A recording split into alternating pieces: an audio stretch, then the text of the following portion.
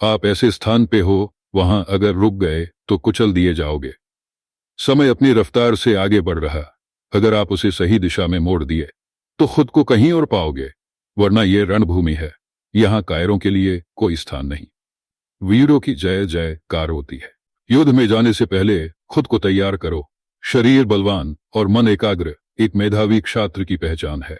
हजारों चैनल खगानले से अच्छा है कोई एक चैनल से जुड़ जाओ। इस वीडियो को बिना स्किप किए पूरा देखे, इसमें आगे आपको अचूक हथियार मिलने वाले हैं जिसे भेद आप विजय प्राप्त कर सकते हैं।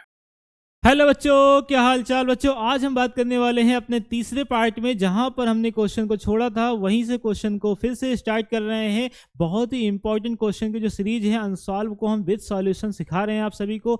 इसमें हम अगर 7 सेट को अच्छे तरीके से पूरा कर लें तो यूपी बोर्ड में हर एक बच्चा आपसे पढ़ करके टॉपर बन सकता है। बिल्कुल वही आप ही हैं जो कि अगर आपने 2 घंटा प्रतिदिन अच्छे तरीके से फिजिक्स को पढ़ लिया तो बहुत अच्छे मार्क्स आपके आने वाले हैं। क्योंकि हम यहाँ जो तरीका बता रहे हैं वो तरीका आप अगर जीरो से भी हैं, आपने अब तक कुछ भी फिजिक्स को नहीं पढ़ा है बच्चों, फिर भी आप फिजिक्स में बहुत अच्छा मार्क्स गेन करने वाले हैं। क्योंकि यहाँ पर हम अनसॉल्व पेपर को सॉल्व कर रहे हैं विद सॉल्यूशन। किस तरीके से एक क्वेश्चन होता है, उसे किस तरीके से पढ़ा जाए, उसे किस तरीके से कॉपी में लगाया जाए, किस तरीके से उसका डायग्राम बनाया जाए, ताकि वो प्रत्येक नंबर जितना नंबर है वो सारा नंबर हमें बहुत ही ईजिली मिल सके और टाइम बच जाए। पूरे पेपर को इस तरीके से पढ़ना है। हमारी फर्स्ट पार्ट बन चुका है, सेकंड पार्ट बन चुका है, आज हम इसको थर्ड पार्ट में ले रहे हैं। क्योंकि पूरा एक साथ एक वीडियो में बहुत लंबा वीडियो हो जाता है, इसलिए हमने इसको 3 पार्ट में विभाजित कर दिया है। बच्चों देखिए, आज का जो लेक्चर होने वाला है वो घंटे भर का लेक्चर होगा, लेकिन बहुत ही इंपॉर्टेंट होगा। क्योंकि आज के लेक्चर में हम लोग बचे जो प्रश्न है बहुत ही इंपॉर्टेंट प्रश्न होते हैं, वो लॉन्ग आंसर टाइप क्वेश्चन है और उसमें से किस तरीके से डेरिवेशन होते हैं, क्या हमारा एग्जाम है। यहाँ पर आप पेपर को देख सकते हैं, ये हमारा पेपर पैटर्न है कुछ इस प्रकार से। 2025 का हम भौतिक विज्ञान का पेपर सॉल्व कर रहे हैं बच्चों। यहाँ पर लोगों ने तीसरे पार्ट में आज से क्वेश्चन यहाँ सॉल्व करना है। यहाँ तक कि हमने क्वेश्चन कर लिया था घा वाला प्रश्न तक के। अब अगर ये घा वाला प्रश्न हमने कर लिया है अच्छे तरीके से, तो यहाँ की घा वाले प्रश्न के आगे हमें राइट करना है किस तरीके से ये जो क्वेश्चन है इसका आंसर क्या होगा, किस तरीके से हमें कॉपी में लिखना है बच्चों। तो इन सभी समस्याओं को दूर करेंगे और बहुत अच्छे तरीके से सीखने वाले हैं। यहाँ गोलीय पृष्ठ पर अपवर्तन सूत्र का निगमन जो बहुत ही इंपॉर्टेंट है बच्चों, ये बहुत ही ज़्यादा इंपॉर्टेंट क्वेश्चन है क्योंकि ये बार बार एग्जाम में पूछा जाता है। ये एक डेरिवेशन है, इस डेरिवेशन से आपका लेंस मेकर सूत्र आता है जो अगले अनसॉल्व में आपको क्वेश्चन मिलेगा, लेंस मेकर सूत्र। तो यहाँ पर आपको केवल ये मत देखना कि मॉडल पेपर हम सॉल्व कर रहे हैं, बल्कि ये भी सीखें आप किस तरीके से क्वेश्चन को सॉल्व करते हैं, किस तरीके से हमें क्वेश्चन लगाना है। अच्छे तरीके से हम आपको समझा करके क्वेश्चन को सॉल्व कराना सिखाते हैं। आप फिजिक्स को सीखिए, आप फिजिक्स को फील करिए, समझ पा रहे हैं कि नहीं पा रहे हैं। बिल्कुल सर। तो यहाँ पर देखिए ये सारे जो क्वेश्चन हैं बहुत ही इंपॉर्टेंट क्वेश्चन है, यही आपके एग्जाम में पक्का आने वाले हैं। तो चलिए शुरू करते हैं और देखते हैं गोलीय पृष्ठ पर अपवर्तन सूत्र का जो सूत्र है किस तरीके से हम उसका निगमन कर लेते हैं। तो यहाँ पर इसका जो सूत्र है उसको ड्राइव करते हैं और अपने 3 मार्क्स को पक्का करते हैं। तो चलिए कॉपी पर चलते हैं और देखते हैं गोलीय पृष्ठ का जो सूत्र है वो कैसे निगमन होगा। चलिए देखते हैं। यहाँ पर आपको डालना है प्रश्नोत्तर संख्या। तो यहाँ पर आपको जो इसका आंसर है इस तरीके से कॉपी में लिखना है, प्रश्नोत्तर संख्या चौथे का अंक जो वाला आपका प्रश्न होगा वो लिख देना। क्योंकि आप अगर खंड की तरह लिखते आ रहे हैं, सीरियल वाइज हम पढ़ाते आए हैं, अगर यहाँ पर किसी बीच के खंड को ला रहे हैं तो बगल में आप खंड को पहले लाइन में लिख देंगे कि खंड बा का है या खंड सा का है या खंड या का है, उसके नीचे आप प्रश्नोत्तर संख्या ये लिखेंगे, ठीक है। और यहाँ पर अगर हमने चौथे का अंक डाल दिया तो वो पूरा चीज़ें अच्छे से प्रदर्शित हो रही हैं, ठीक है। अब यहाँ पर हम देखते हैं हमें जो निगमन करना है वो निगमन ये करना है कि आपका जो सूत्र है गोलीय पृष्ठ पर अपवर्तन सूत्र वो किस तरीके से उसका निगमन होगा। देखिए बच्चों, इसका एक डायग्राम होता है, उस डायग्राम को बहुत ही अच्छे तरीके से बनाते हैं और सिखाते हैं आप सभी को। यहाँ पर वो डायग्राम कुछ ऐसे बनता है। देखो, जब भी अपवर्तन होता है बच्चों तो वो हमेशा 2 पृष्ठों के बीच होता है, 2 माध्यमों के बीच होता है, ठीक है। तो यहाँ पर एक माध्यम आपका जो होने वाला है, एक माध्यम तो यहाँ पर आपका सघन हो जाएगा और दूसरा माध्यम कैसा हो जाएगा, विरल हो जाएगा। तो अगर हमने अंदर का माध्यम कैसे ले लिया है, अंदर का माध्यम सघन ले लिया है, तो बाहर का माध्यम कैसा होगा, विरल होगा। तो यानी हम जिस गोलीय पृष्ठ पर अपवर्तन करा रहे हैं ये कैसा है, एक गोलीय पृष्ठ है, एक माध्यम आपका सघन है, दूसरा माध्यम कैसा है, यहाँ बाहर आपका विरल माध्यम होने वाला है। ये कैसा माध्यम है, विरल माध्यम है, बाहर वायु है, अंदर कैसा है, कांच है। समझ आया कि नहीं आया, बिल्कुल आ गया। इसका अपवर्तनांक बाहर का अलग होगा, N1 होगा, और अंदर का अपवर्तनांक अलग होगा, N2 होगा, क्योंकि कांच का अपवर्तनांक अलग होता है और वायु का अपवर्तनांक क्या होता है बच्चों, एकदम अलग होता है। बहुत ही आराम से पढ़ना है क्योंकि ये सारे क्वेश्चन को सीखना है बहुत अच्छे तरीके से। देखिएगा यहाँ पर अब हम जब भी गोलीय पृष्ठ को बनाते हैं तो उसके मध्य बिंदु पर एक हमें मुख्य अक्ष बनाना होता है। तो बनाते हैं एक मुख्य अक्ष को और देखते हैं यहाँ पर मुख्य अक्ष क्या होने वाला है। चलिए देखते हैं इस मुख्य अक्ष को, कितना अच्छे तरीके से ये मुख्य अक्ष बनने वाला है। यहाँ पर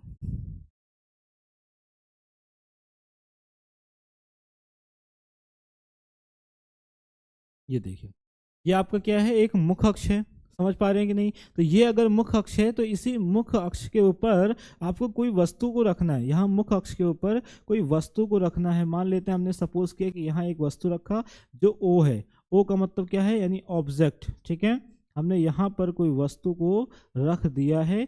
एनी ऑब्जेक्ट, कोई ऑब्जेक्ट हो सकता है, कोई वस्तु हो सकता है, जैसे हम बिंदु आकार का है, जैसे हमने ओ से सिंबल किया है। अब यहाँ से कोई भी वस्तु है सदी उससे दो प्रकाश किरणें निकलती हैं।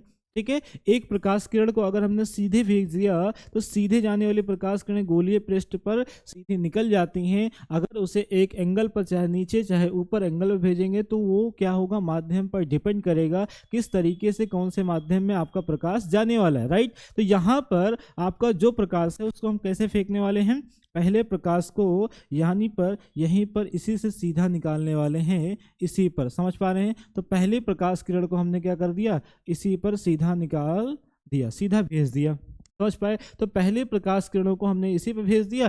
दूसरी प्रकाश किरण को हम कहाँ भेज सकते हैं, दूसरी प्रकाश किरण को हम यहाँ सीधा भेज सकते हैं। अगर यहाँ पर सीधा भेजें तो क्या हो जाएगा, देखिएगा यहाँ पर इस तरह से अगर भेजा जाए तो यहाँ पर पढ़ने के बाद प्रकाश कुछ इस तरीके से जाएगा।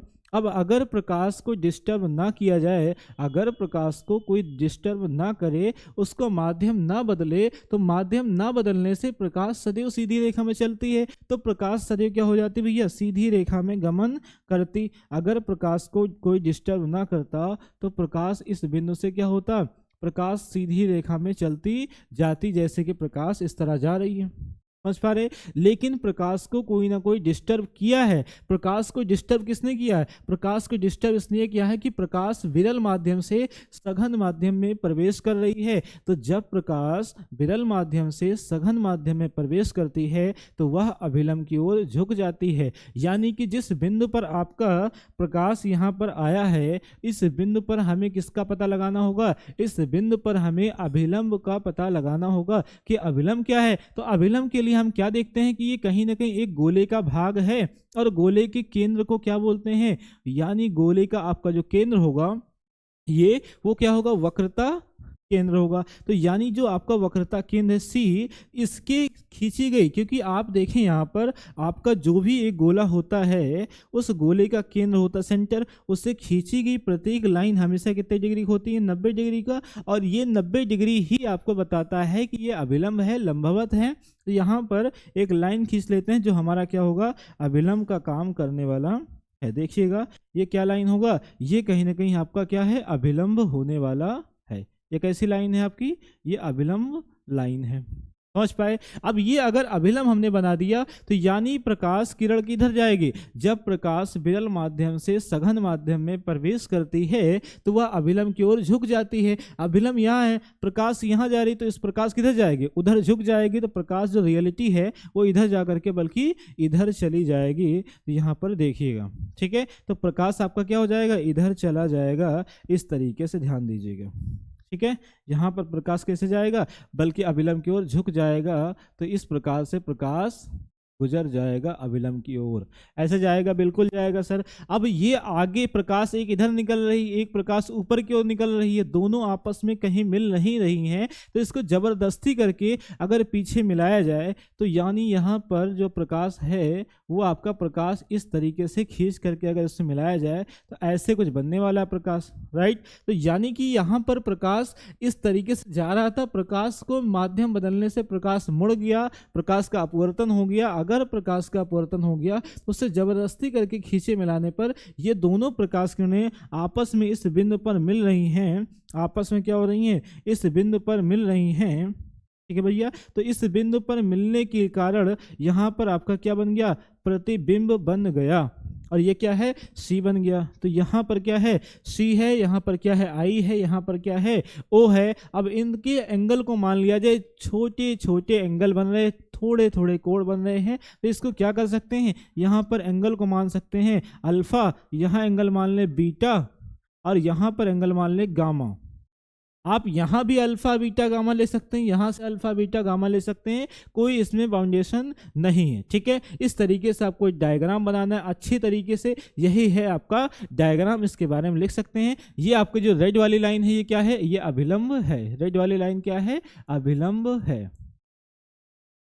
रेड वाली लाइन कैसा है, अभिलंब है। और ये कैसी लाइन है, हमने आपतित कराया है। और ये वाली लाइन क्या है, अपवर्तित लाइन है। अब देखिएगा यहाँ पर बच्चों, जो गामा और अल्फा के बीच यानी जो आपका अभिलंब है, इससे प्रकाश हित हो गया, तो टोटल एंगल कौन सा है, अपवर्तन कोण है, जिससे हम लोग क्या कहेंगे, एंगल आई। तो ये पूरा एंगल क्या है, एंगल आई है। और केवल बीटा और अल्फा के बीच यही तो खींच के लाए हैं, तो अपवर्तन कोण कौन सा होगा, अपवर्तन कोण ये वाला होगा, जिसे हम लोग एंगल आर कहेंगे। समझ आया। तो ये एंगल आई है और ये क्या है, एंगल आर। छोटा वाला कोण एंगल आर है, और बड़ा वाला कोण जो गामा और अल्फा के बीच बन रहा है वो कैसा है, एंगल आई होने वाला है। बिल्कुल होगा सर। तो यहाँ पर इतनी चीजें आपको अच्छे तरीके से बनाना है। फिर यहाँ पर आपको लगाना है स्नेल का नियम। जब भी प्रकाश एक माध्यम से दूसरे माध्यम में प्रवेश करेगा तो वहां सिंपल सा आपका स्नेल का नियम लग जाएगा, और स्नेल के नियम से आपको ये फार्मूला बहुत ही अच्छे तरीके से सॉल्व हो जाएगा।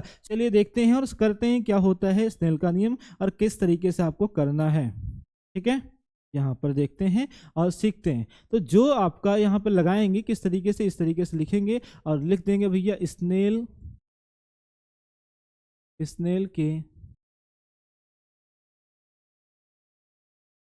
नियम से, स्नेल के नियम से। तो स्नेल का नियम क्या होता है, स्नेल का नियम होता है साइन, आप सभी को याद होगा, साइन आई अपान होता है साइन आर इक्वल होगा एन। एन क्या है, अपवर्तनांक है। जो आपका बच्चों एन होता है वो एन किस तरह होता है, जिसमें प्रकाश जा रहा होता है उसे पहले लिखते हैं, और जिससे प्रकाश आ रहा होता है उसे बाद में लिखते हैं। यानी इसको n2 अपान n1 के रूप में लिखते हैं। तो किस तरीके से लिख देंगे इसको लिख देंगे हम लोग साइन आई अपान हो जाएगा ये साइन आर इक्वल, इसको जब अपवर्तनांक के फॉर्म में लिखेंगे तो n2 अपान का हो जाएगा n1। अब इसको क्या कर रहे हैं, अगर हमने क्रॉस मल्टीप्लाई कर दिया, इसको क्या कर दिया, क्रॉस गुणा करा दिया, तो n1 का गुणा यहाँ हो जाएगा, कुछ इस प्रकार से दिखने लगेगा, n1 साइन आई अपान इसका गुणा यहाँ होगा और हो जाएगा क्या, बराबर n2 साइन आर। समझ पाए। n1 का गुणा यहाँ हो गया तो n1 साइन आई, और इसका गुणा यहाँ हो गया तो n2 साइन आर, ये हो गया। अब क्या हो रहा है कि आपका जो आर है जो आई है दोनों कैसे हैं, बहुत ही छोटे हैं। तो छोटे कोणों के लिए ज्या को हटाया जा सकता है और ज्या को लाया जा सकता है। मतलब सिंपल सी बात यहाँ पर यह है कि आपको एक प्रमेय लिखना होगा मैथ का, नीचे नोट डाउन करके बताना होगा एग्जामिनर को ये चीजें। छोटे कोणों के लिए साइन कॉस टैन को लाया या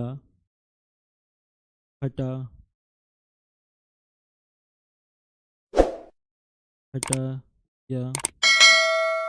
जा सकता है। जब भी आपका कोण क्या हो बच्चों, बहुत ही छोटे हों, कोण आपके बहुत ही सूक्ष्म हो, तब हम क्या कर सकते हैं, यहाँ की जो साइन है, कॉस है, टैन है, कोई भी पद होगा ट्रिग्नोमेट्री का, उसे हम हटा भी सकते हैं और आवश्यकता लगी तो उसे ला भी सकते हैं। तो ये मैथ का प्रमेय है, एक छोटे कोणों के लिए साइन कॉस टैन को लाया या हटाया जा सकता है, बिल्कुल जा सकता है। अगर ऐसा है सर, तो यहाँ पर हम साइन को गायब करने वाले हैं, तो साइन को जब गायब करेंगे तो कैसे दिखेगा, जरा देखिएगा। साइन जैसे गायब होगा तो क्या बच जाएगा, केवल n1i, क्या बच जाएगा, n1i इक्वल बचने वाला है आपका n2i। n2 क्या हो जाएगा, r हो जाएगा, क्या आ जाएगा यहाँ पर, n2 आपका r हो जाएगा। तो n2 क्या है, r हो जाएगा, बिल्कुल हो जाएगा। n1 आई बराबर n2r, साइन को हमने क्या कर दिया, हटा दिया। अब यहाँ पर साइन हटाने से क्या प्रॉफिट होगा, देखिएगा। यहाँ पर अगर हमने आई और r का मान ला के यहाँ से निकाल के रख दें तो अच्छी तरीके से हमारा आंसर आ जाएगा, बहुत ही ईजिली, बिल्कुल समझ में आ रहा है। तो इस तरीके से पहला पेज हमें इस तरीके से लिखना है। अपने एग्जाम कॉपी में जो बड़ी सी कॉपी आपको मिलेगी उसमें बच्चों इस तरीके से डायग्राम प्यारा सा बनाइएगा। उसके बाद इतना काम करेंगे, इसके आगे हम लोग नेक्स्ट पेज पर बढ़ जाएंगे। तो चलते हैं, देखते हैं अपने अगले पेज पर और n1 आई और n2r को याद करके रखते हैं, ठीक है। इससे पहले यहाँ पर जो बचा जगह है, यहाँ पर हम आपको सिखा देते हैं किस तरीके से, क्योंकि हमें आगे करना क्या है, हमें i और r का ही मान निकालना है। तो i और r का मान कैसे निकलेगा, जरा देखिएगा। अगर यहाँ पर कुछ नामकरण कर दिया जाए, यहाँ अगर हमने m कर दिया, o है और ये c है, एक बिंदु ले लिया m, राइट। अगर यहाँ से देखें तो अगर i का मान निकालना, तो i टोटल कोण है, तो MOC, तो ये एंगल कुछ इस तरीके से बन रहा है। तो MOC में यहाँ बात करें अगर ट्रायंगल MOC में, तो MOC अगर देखें तो MOC के बीच जो एंगल है कितना है, एंगल आई है, और बाहर कौन एंगल आ रहा है, अल्फा आ रहा है। तो यानी यहाँ का जो कोण है कुछ इस प्रकार से कोण बन रहा है, इस प्रकार से कोण बन रहा है। ये अल्फा है, ये आपका कोण आई है, और ये क्या है, गामा है, राइट। अगर देखें बच्चों तो यानी अंदर वाला कोण बाहर वाले कोण का बराबर होता है। तो ये प्रमेय क्या होता है, आंतरिक कोणों का योग बाह्य कोणों के योग के बराबर होता है। इसके तहत यहाँ पर आप लिख सकते हैं कि अंदर कौन है, एंगल आई और वाई, तो यानी यहाँ पर आई प्लस गामा बराबर होगा किसके, बाह्य कोण के। बाह्य कोण कौन है, अल्फा है। अगर ऐसा है तो आई का मान निकालने पर आपको क्या मिल जाएगा, अल्फा माइनस गामा मिल जाएगा सर, ठीक है, बिल्कुल आ जाएगा। तो ये चीज आपको निकालना आना चाहिए, किस तरीके से हम एंगल आई का मान निकालेंगे। और एंगल आर का मान क्या होगा, एंगल आर का मान छोटा सा है, छोटकू सा, तो MIC। अब MIC में बाहर कौन, अल्फा, अंदर कौन है, आर और बीटा। तो अंदर वाला कोण कैसा हो जाएगा, R plus beta equal to क्या हो जाएगा, अल्फा, और दोनों का मान ला करके यहाँ पर पुट ऑफ करेंगे और आंसर आ जाएगा। चलिए शुरू करते हैं और देखते हैं अपने नेक्स्ट पेज पर और बढ़ते हैं यहाँ पर। हाँ तो बच्चों अब यहाँ पर शुरू करते हैं, देखते हैं जहाँ तक पहुँचे थे उसके आगे n1i इक्वल मिला है आपको n2r, ये मिल चुका है। जहाँ पर आपने पिछले पेज पर जब चलते हैं देखते हैं, यहाँ पर हमने अच्छे तरीके से बता दिया कि i बराबर क्या है, अल्फा माइनस गामा। तो i बराबर कितना हमने रख लिया है, यहाँ पर देख लेंगे, बता देंगे कि हमने ये निकाल लिया कि i जो है आपका कितना है भैया, i जो होने वाला है, i है कितना, अल्फा माइनस गामा। कितना आई है, अल्फा माइनस गामा। अब हमें चाहिए क्या, आर। तो कहाँ पर आर का मान कितना होगा जरा बताओ। तो आर का मान यहाँ डायग्राम में आपको दिख नहीं रहा कि देखो आर का जो मान है, आर ये MIC ही तो है।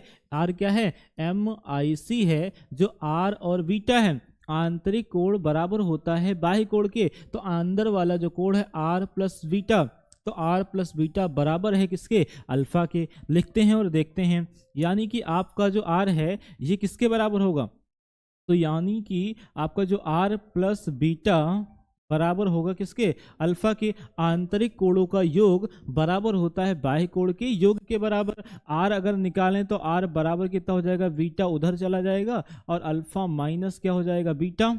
अब यानी r का मान कितना आ गया, अल्फा माइनस बीटा हो गया, राइट। तो यानी कि आपका आई और आर का मान अगर अच्छे तरीके से हमने निकाल लिया है तो ला के यहाँ पर पुट ऑफ कर देंगे और हमारा क्या आ जाएगा, आंसर आ जाएगा। तो देखिए यहाँ पर रखते हैं N1, आई का मान कितना है alpha minus gamma equal N2, R का मान कितना है यहाँ पर अल्फा माइनस बीटा।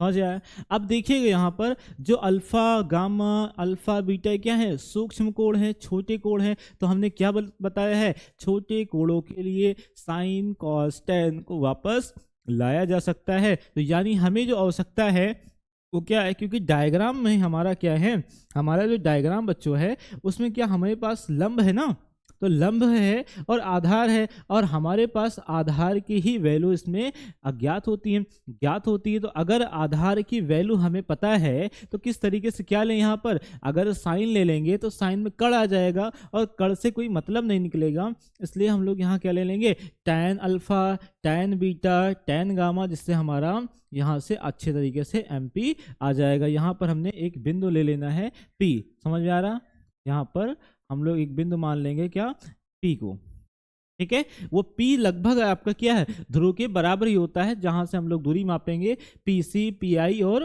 PO, समझ आया, बिल्कुल आ जाएगा। तो यहाँ पर बढ़ते हैं और देखते हैं अपने इधर पर ये चीज, ठीक है। नेक्स्ट पर चलते हैं, देखते हैं यहाँ तक अच्छा से हो गया तो अब ले सकते हैं यहाँ पर फिर से वही लिखेंगे यहाँ पर अच्छे तरीके से, छोटे कोणों के लिए tan alpha, tan beta, tan gamma को लेने पर, तो हमारा क्या है बच्चे, छोटा कोण है। छोटे कोणों के लिए हम क्या ले लेंगे, यहाँ tan alpha, tan beta, tan alpha, tan beta. देखिएगा क्या हो जाएगा N1, और ये आपका आ जाएगा अंदर टैन अल्फा के जगह क्या आ जाएगा, टैन अल्फा माइनस गामा की जगह क्या आ जाएगा, टैन गामा बराबर N2। यहाँ पर अल्फा की जगह क्या ले लेंगे, टैन अल्फा माइनस बीटा क्या हो जाएगा, टैन बीटा हो जाएगा कि नहीं हो जाएगा, बिल्कुल हो जाएगा सर। यानी कि अगर ये आ गया तो किस तरीके से हम मान को रखेंगे और हमारा आंसर आ जाएगा। देखिएगा N1 और टैन अल्फा की वैल्यू रखते हैं। टैन अल्फा क्या है, जरा देखो यहाँ पर आपको डायग्राम में देखना पड़ेगा। तो हमारा जो डायग्राम है, अगर यहाँ टैन अल्फा दिख रहा ना, तो टैन अल्फा में क्या होता है, टैन बराबर होता है लंब बटे आधार।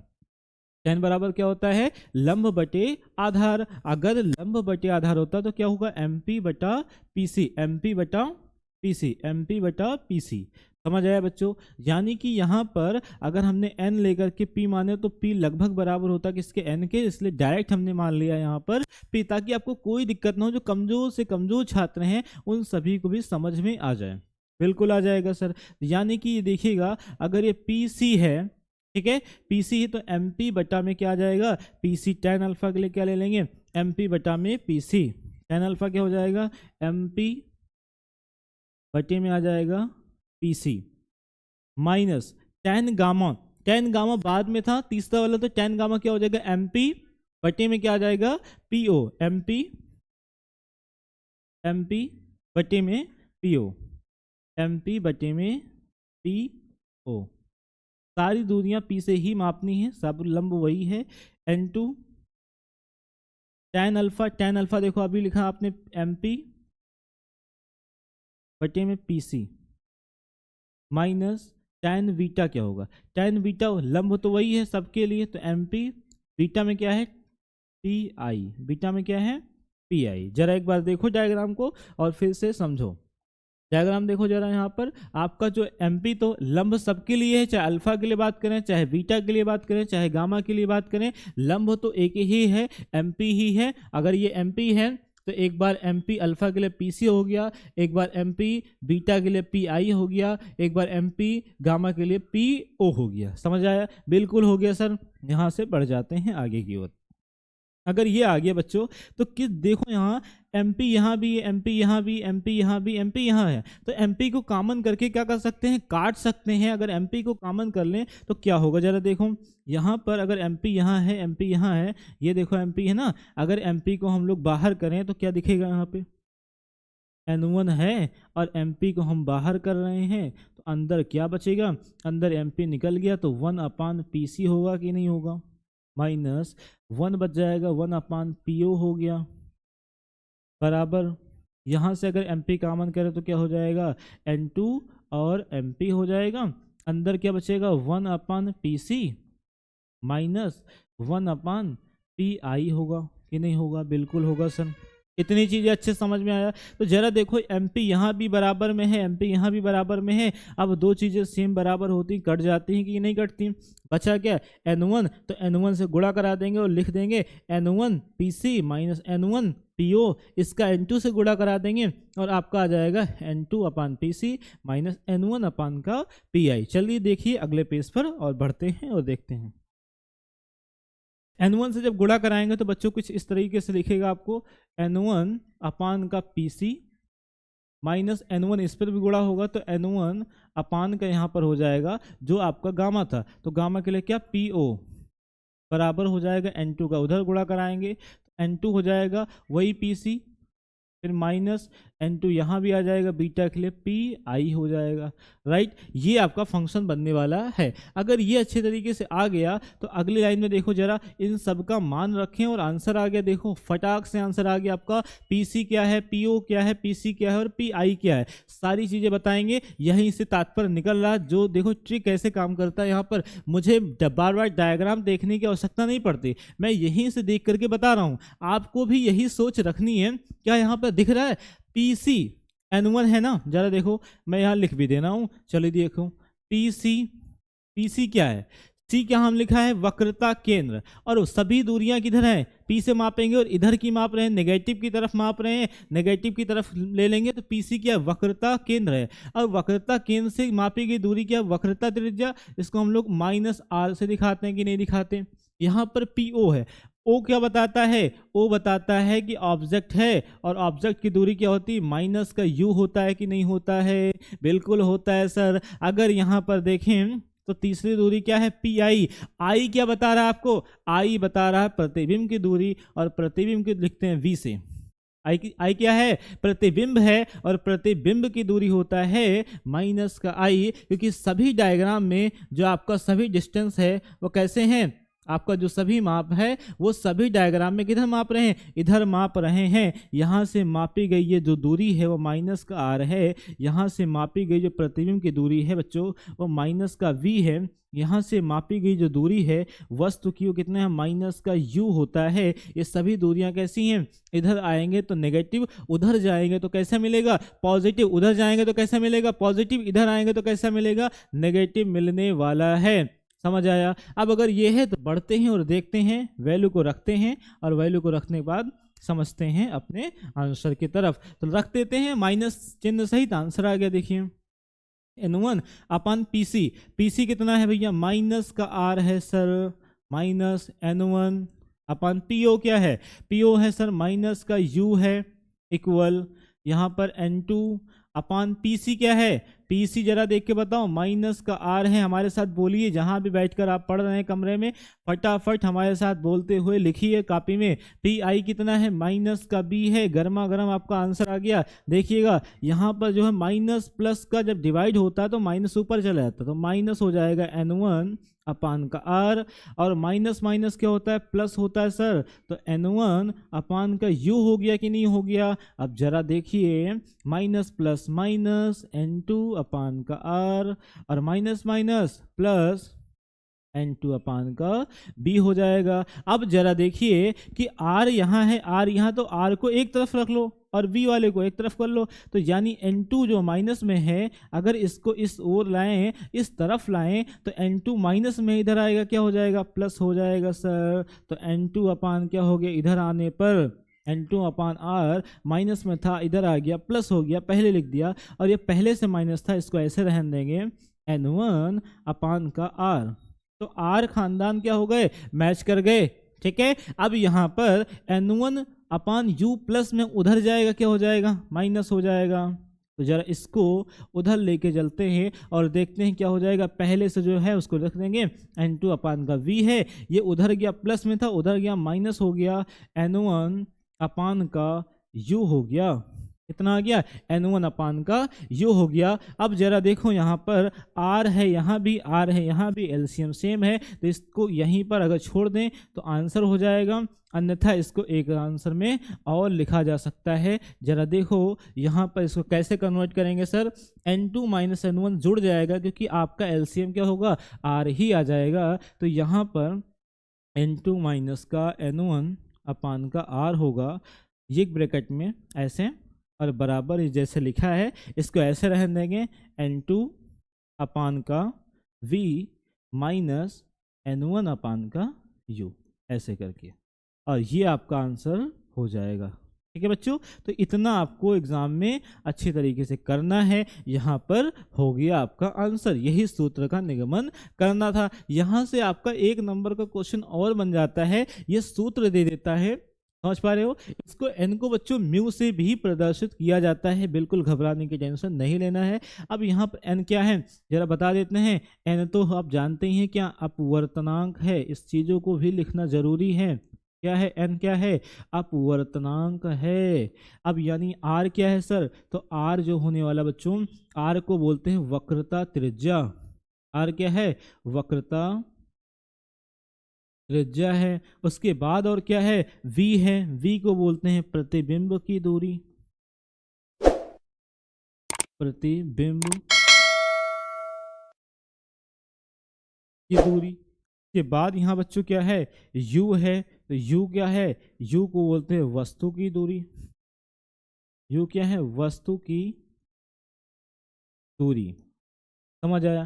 तो u क्या है, वस्तु की दूरी। इस तरीके से आपको इस क्वेश्चन को लगाना है। ये होता है प्योर डेरिवेशन, एस कंडीशन पर डेरिवेशन आता है। ये बहुत ही इंपॉर्टेंट डेरिवेशन है आपके सेकंड पार्ट का, तो इसे जरूर तैयार कर लें, कॉपी पेन लेकर के बैठें और चलते हैं अपने नेक्स्ट क्वेश्चन की ओर और देखते हैं आपका क्वेश्चन किस तरीके से लगता है। इसका आप अच्छे तरीके से स्क्रीनशॉट ले सकते हैं, मैं पेज पलट दे रहा हूँ।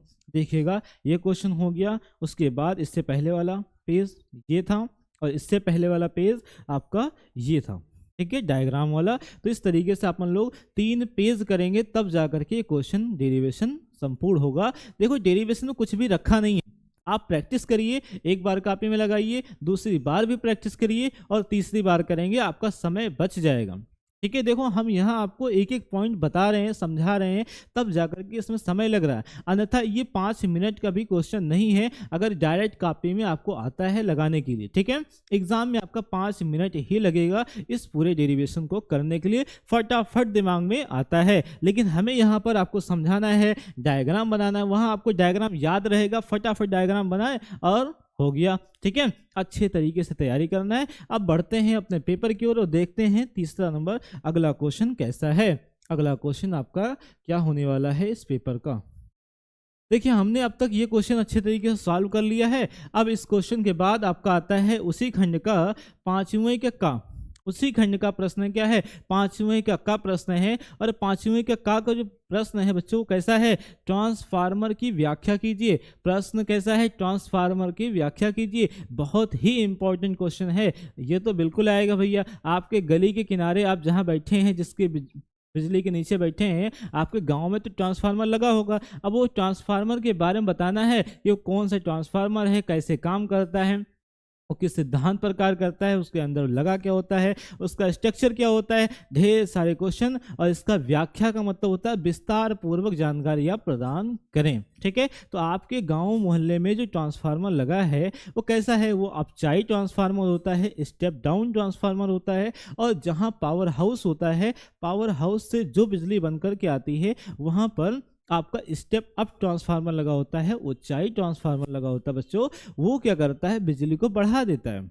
और आपके यहाँ क्या है, 11,000 लाइन से आ रहा है, और क्या 11,000 लाइन आपके घर में उतार दिया जाए तब तो सब जल जाएगा। तो उसको बचाने के लिए हम लोग क्या यूज करते हैं, ट्रांसफार्मर यूज करते हैं, जो 11,000 लाइन को कम कर देता है, 220 वोल्ट कर देता है, जो कि हमारे घरों में आता है। तो हमारे घरों में जो बिजली चल रही है, जो कुछ भी आ रहा है वो कितना वोल्ट आ रहा है, 220 वोल्ट की धारा बह रही है। तो 220 कर रहा है किससे, 11,000 वाले लाइन को 220 में कन्वर्ट करने का कार्य करता है ट्रांसफार्मर। इसी की व्याख्या अच्छी तरीके से करना है, लेकिन हमें समझ तो आ जाता है किस तरीके से कॉपी में लिखना है, ताकि आपका जो मार्क्स है वो पूरा का पूरा मार्क्स मिल जाए। और ये क्वेश्चन ट्रांसफार्मर नाम याद रखिएगा, ट्रांसफार्मर से आपको क्वेश्चन मिलेगा ही मिलेगा, ये हमारी गारंटी है। तो इसको चलिए मक्खन करते हैं और देखते हैं ट्रांसफार्मर की व्याख्या क्या होता है। ठीक है, तो चलते हैं पेज की ओर और ट्रांसफार्मर की व्याख्या करते हैं। पांचवें का आंसर है, चलिए देखिएगा। ठीक है, तो हम जिसका उत्तर दे रहे हूं क्या है, प्रश्नोत्तर संख्या 5वें का है। जो हमसे पूछा क्या है, ट्रांसफार्मर की व्याख्या कीजिए, मतलब बताना है कि ट्रांसफार्मर क्या है। बच्चों ट्रांसफार्मर नाम से ही स्पष्ट होता है कि ट्रांसफर करने की युक्ति, और लेकिन यहाँ पर कॉपी में आप अच्छी तरीके से लिखें, स्पष्ट कर दें परिभाषा के अंदर ही, ट्रांसफार्मर की व्याख्या में ही कि ट्रांसफार्मर हम बताना क्या चाहते हैं। ठीक है, तो थोड़ा सा लंबी परिभाषा होगी, जरा देखिएगा क्या हम लिखने वाले हैं। यहाँ पर अच्छे तरीके से आप हेडिंग डालेंगे, इस तरीके जिस तरीके से मैं बता रहा हूं, ट्रांसफार्मर लिखेंगे।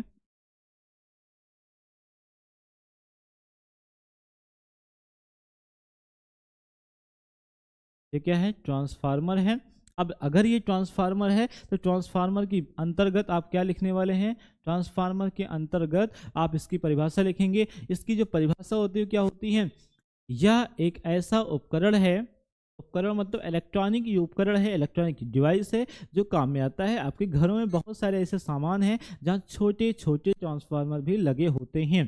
ठीक है, तो यह ऐसा उपकरण है जो निम्न वोल्टेज वाली धारा को उच्च वोल्टेज तथा उच्च वोल्टेज वाली धारा को निम्न वोल्टेज में परिवर्तित या बदलने का कार्य करता है, उसे ट्रांसफार्मर कहते हैं। चलिए लिखते हैं और देखते हैं हमारे साथ। अगर अब तक आपने नहीं लिखा है कुछ भी, स्क्रीनशॉट ले लें या बैठ करके पेन और कॉपी ले और हमारे साथ पढ़ते चलें, लिखते चलें। ये सारे एग्जाम में आपको बहुत ही काम करने वाले हैं। तो ट्रांसफार्मर की जो परिभाषा वो क्या है, यह एक ऐसा उपकरण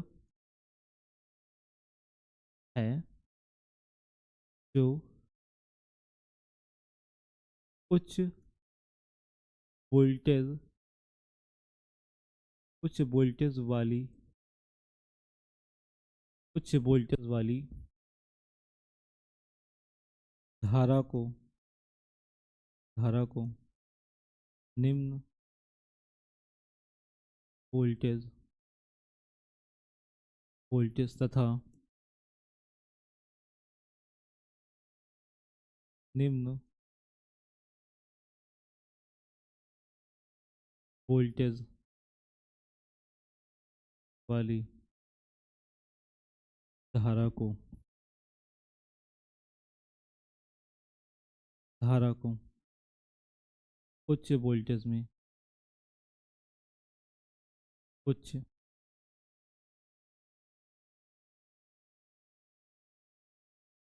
में बदलने का कार्य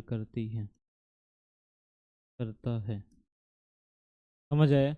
वोल्टेज का मतलब होता है विभवांतर।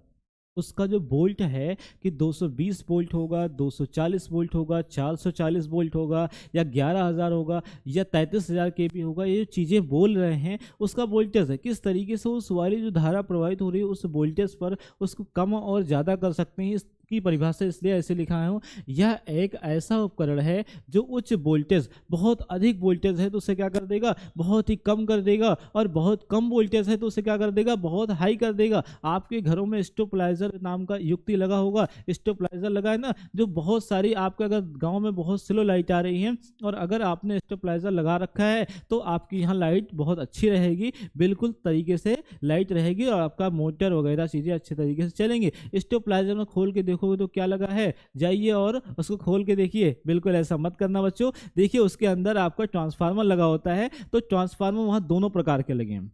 ठीक है, ऊंचाई और अपचाई दोनों एक ही में पैक होते हैं, तो वो क्या करता है, अगर कम है तो बढ़ा देगा और ज़्यादा आ रहा है तो उसको कम कर देगा। तो ट्रांसफार्मर घरों में अगर आपका लगा है, आपके घर में जो स्टेबलाइजर होता है वो ट्रांसफार्मर उसके अंदर लगा होता है, उसमें दोनों ट्रांसफार्मर होते हैं, ऊंचाई और अपचाई दोनों एक साथ होते हैं। तो हमारे घरों में वो कभी भी वोल्टेज कम और ज़्यादा नहीं होती, ज़्यादा है तो कम कर देगा और कम है तो ज़्यादा कर देगा। तो ये स्टेबलाइजर का काम होता है बच्चों। तो वही चीज़ लिखना है यहाँ पर, यह एक ऐसा उपकरण है जो उच्च वोल्टेज वाली धारा को निम्न वोल्टेज तथा निम्न वोल्टेज वाली धारा को उच्च वोल्टेज में बदलने का कार्य करता है। समझ पाए? बिल्कुल। इसका जो टाइप है ट्रांसफार्मर का टाइप प्रकार, इसको लिखिएगा अगला हेडिंग में। ये हेडिंग से ही लिखिएगा, ऐसे प्रश्न को हेडिंग बना करके ही लिखना है। ट्रांसफार्मर के प्रकार, अगला क्या लिखेंगे, ट्रांसफार्मर,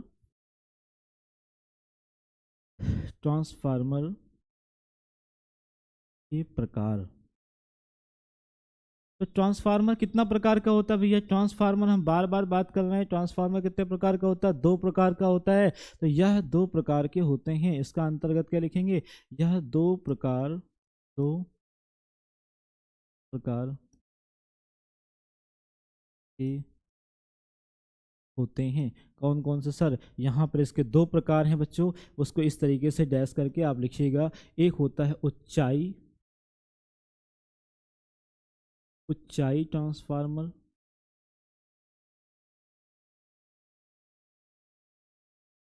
क्या होता है, एक ऊंचाई ट्रांसफार्मर होता है, ऊंचाई ट्रांसफार्मर होता, राइट।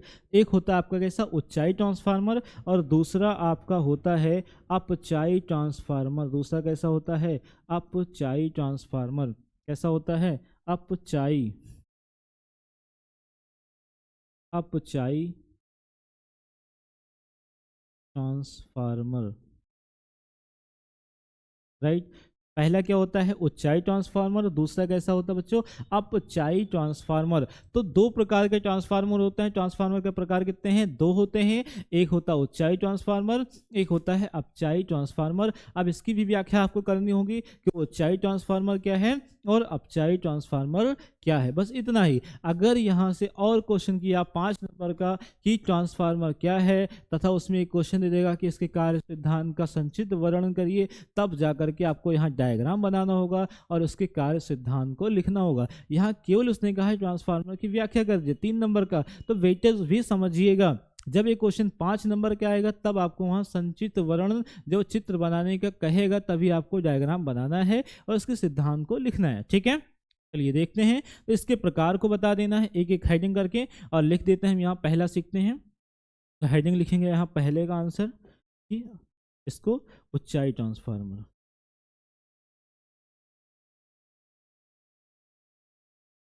ऊंचाई ट्रांसफार्मर के बारे में।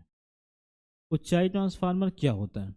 ऊंचाई ट्रांसफार्मर वो होता है, आपको बताना है, क्योंकि यहाँ परिभाषा हमने उपकरण बता दिया, लेकिन यहाँ आप बता नहीं सकते कि ऊंचाई कौन है और अपचाई कौन है, हमारे गांव में कौन सा ट्रांसफार्मर लगा है और पावर हाउस में कौन सा ट्रांसफार्मर लगा है। तो इस बात को अच्छी तरीके से एग्जामिनर को समझाओ कि मैं जानता हूँ। ठीक है, तो देखिएगा, ऊंचाई का मतलब होता है बढ़ा देना। तो कम धारा वाले को, तो अगर है कम धारा है तो उसे क्या कर देगा, बढ़ा देगा। तो ऊंचाई, ऊंचाई मतलब बढ़ा दिया। ठीक है, तो निम्न धारा वाली वोल्टेज को उच्च धारा वाली वोल्टेज में बदलने का जो कार्य करता है उसे क्या बोलते हैं, ऊंचाई ट्रांसफार्मर कहते हैं। ठीक है, यहाँ लिख देते हैं, निम्न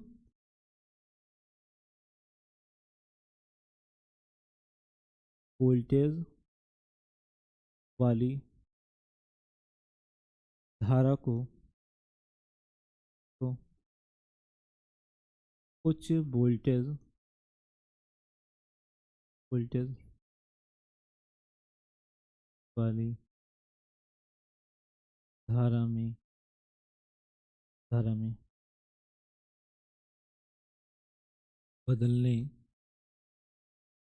का कार्य करता है। ठीक है, उच्चाई ट्रांसफार्मर क्या करता है, निम्न बहुत ही कम वोल्टेज की धारा है उसे बहुत ही बढ़ा देगा, तो बहुत ही कम वोल्टेज वाली धारा को बहुत ज़्यादा करने का कार्य कौन सा करेगा, उच्चाई ट्रांसफार्मर। इसका खासियत क्या होता है, कैसे करता है, इसमें देखिएगा। यहाँ पर अगले पेज पर चलते हैं और जगह नहीं बचेगा, तो बस इतना आपको लिखना है अगले पेज पर, इसके कुछ कुंडलियों के बारे में बता देना है, क्योंकि ये जो ट्रांसफार्मर होता है बच्चों, ये फेरों की संख्या पर डिपेंड करता है। ठीक है, तो ऊंचाई कम है और कम को क्या करना, ज़्यादा, तो पहले में फेरों की संख्या कम होगी और दूसरे में फेरों की संख्या ज़्यादा होगी। इसमें प्राथमिक कुंडली में फेरों की संख्या कम तथा द्वितीय कुंडली में फेरों की संख्या ज़्यादा है, क्योंकि कम है और कम से क्या करना है, ज़्यादा करना है, तो ज़्यादा फेरे कर देंगे तो ज़्यादा करंट बनेगा। समझ पाए, बस उसका है रीजन। देखिएगा अगले पेज पर चलते हैं और अगला जो पेज है वो कैसे लिखेंगे उसको, ये देखिए। ठीक है, हमारा जो पेज है उस पर बताइएगा इसके अंतर्गत कि एक प्राथमिक जो कुंडली होगा कुछ इस प्रकार से होगा, ऐसे होगा, ये प्राइमरी कुंडली है और एक होता है सेकेंडरी। अगर हमने पहले में कम किया है और दूसरे में हमने क्या कर दिया, ज़्यादा कुंडलियां लगा दी, ज़्यादा फेरे लगा दिए, तो दूसरा वाला कैसा हो जाएगा, दूसरा वाला कैसे हो जाएगा, ये सेकेंडरी कॉइल है। कैसी है, सेकेंडरी कॉइल है। अगर ये प्राथमिक कुंडली है और ये द्वितीय कुंडली है, प्राथमिक कुंडली में फेरों की संख्या कम है, द्वितीय कुंडली में फेरों की संख्या ज़्यादा है, तो ऐसे ट्रांसफार्मर को कहते हैं उच्चाई ट्रांसफार्मर, क्योंकि यहाँ से जो धारा आ रही है कैसी है, कम है, और यहाँ से कम में किससे बनाना है, ज़्यादा, तो ज़्यादा फेरों की संख्या की आवश्यकता होती है, तो फेरों की संख्या को बढ़ा देंगे तो क्या हो जाएगा, ज़्यादा हो जाएगा। और फेरों की संख्या को किससे दिखाएंगे, एन से दिखाते हैं, तो एन पी, और ये क्या हो जाएगा, एन एस हो जाएगा। मतलब ये बताना है यहाँ पर कि कौन सा ज़्यादा है, एन एस ज़्यादा है कि एन पी ज़्यादा है, एन एस ज़्यादा है किससे, एन एस से, एन पी से ज़्यादा है एन एस, तो एन पी अगर कम है एन एस से, तो ऐसे ट्रांसफार्मर को क्या कहेंगे, उच्चाई ट्रांसफार्मर कहेंगे।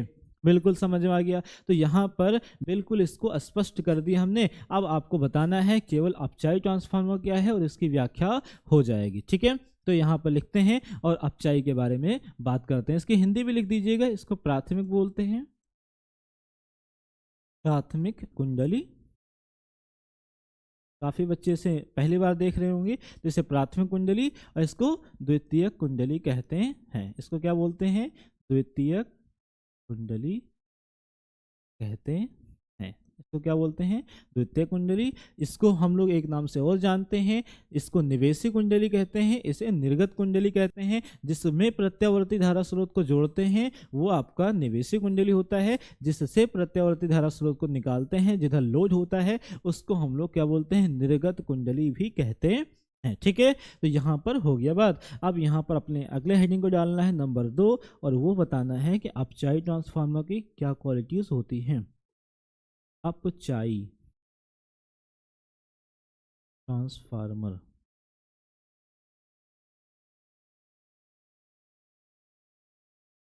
क्या भैया, अपचाई ट्रांसफार्मर, तो अपचाई ट्रांसफार्मर कैसे होता है जरा बताओ। अपचाई मतलब कम, अपचाई, ठीक है, अपचाई समझ पा रहे हो, तो मतलब बहुत ज़्यादा वोल्टेज है उसे क्या करना, लो करना है। आपके गांव में जो लगा है ना वोल्टेज, अभी आप बाहर निकलिएगा तो आपके गांव के चारों ओर कहीं ना कहीं आपके यहाँ जो बिजली आ रही है वो ट्रांसफार्मर से हो करके आ रही है। मतलब 11,000 की लाइन गई है और 11,000 से उतारा गया है, 220 में कन्वर्ट किया गया है, तो वो कम किया गया है। वो ट्रांसफार्मर कैसा है, अपचाई है। और उसके अंदर के मैकेनिज्म क्या है, उसमें क्या लगा है, उसमें फेरे लगे होंगे और इसी को पलट देंगे। अगर पहले में ज़्यादा कर दें और द्वितीय में फेरों की संख्या कम कर देंगे तो उसे क्या कह देंगे, अपचाई ट्रांसफार्मर। मतलब यह जो है उच्च वोल्टेज वाली धारा को, उच्च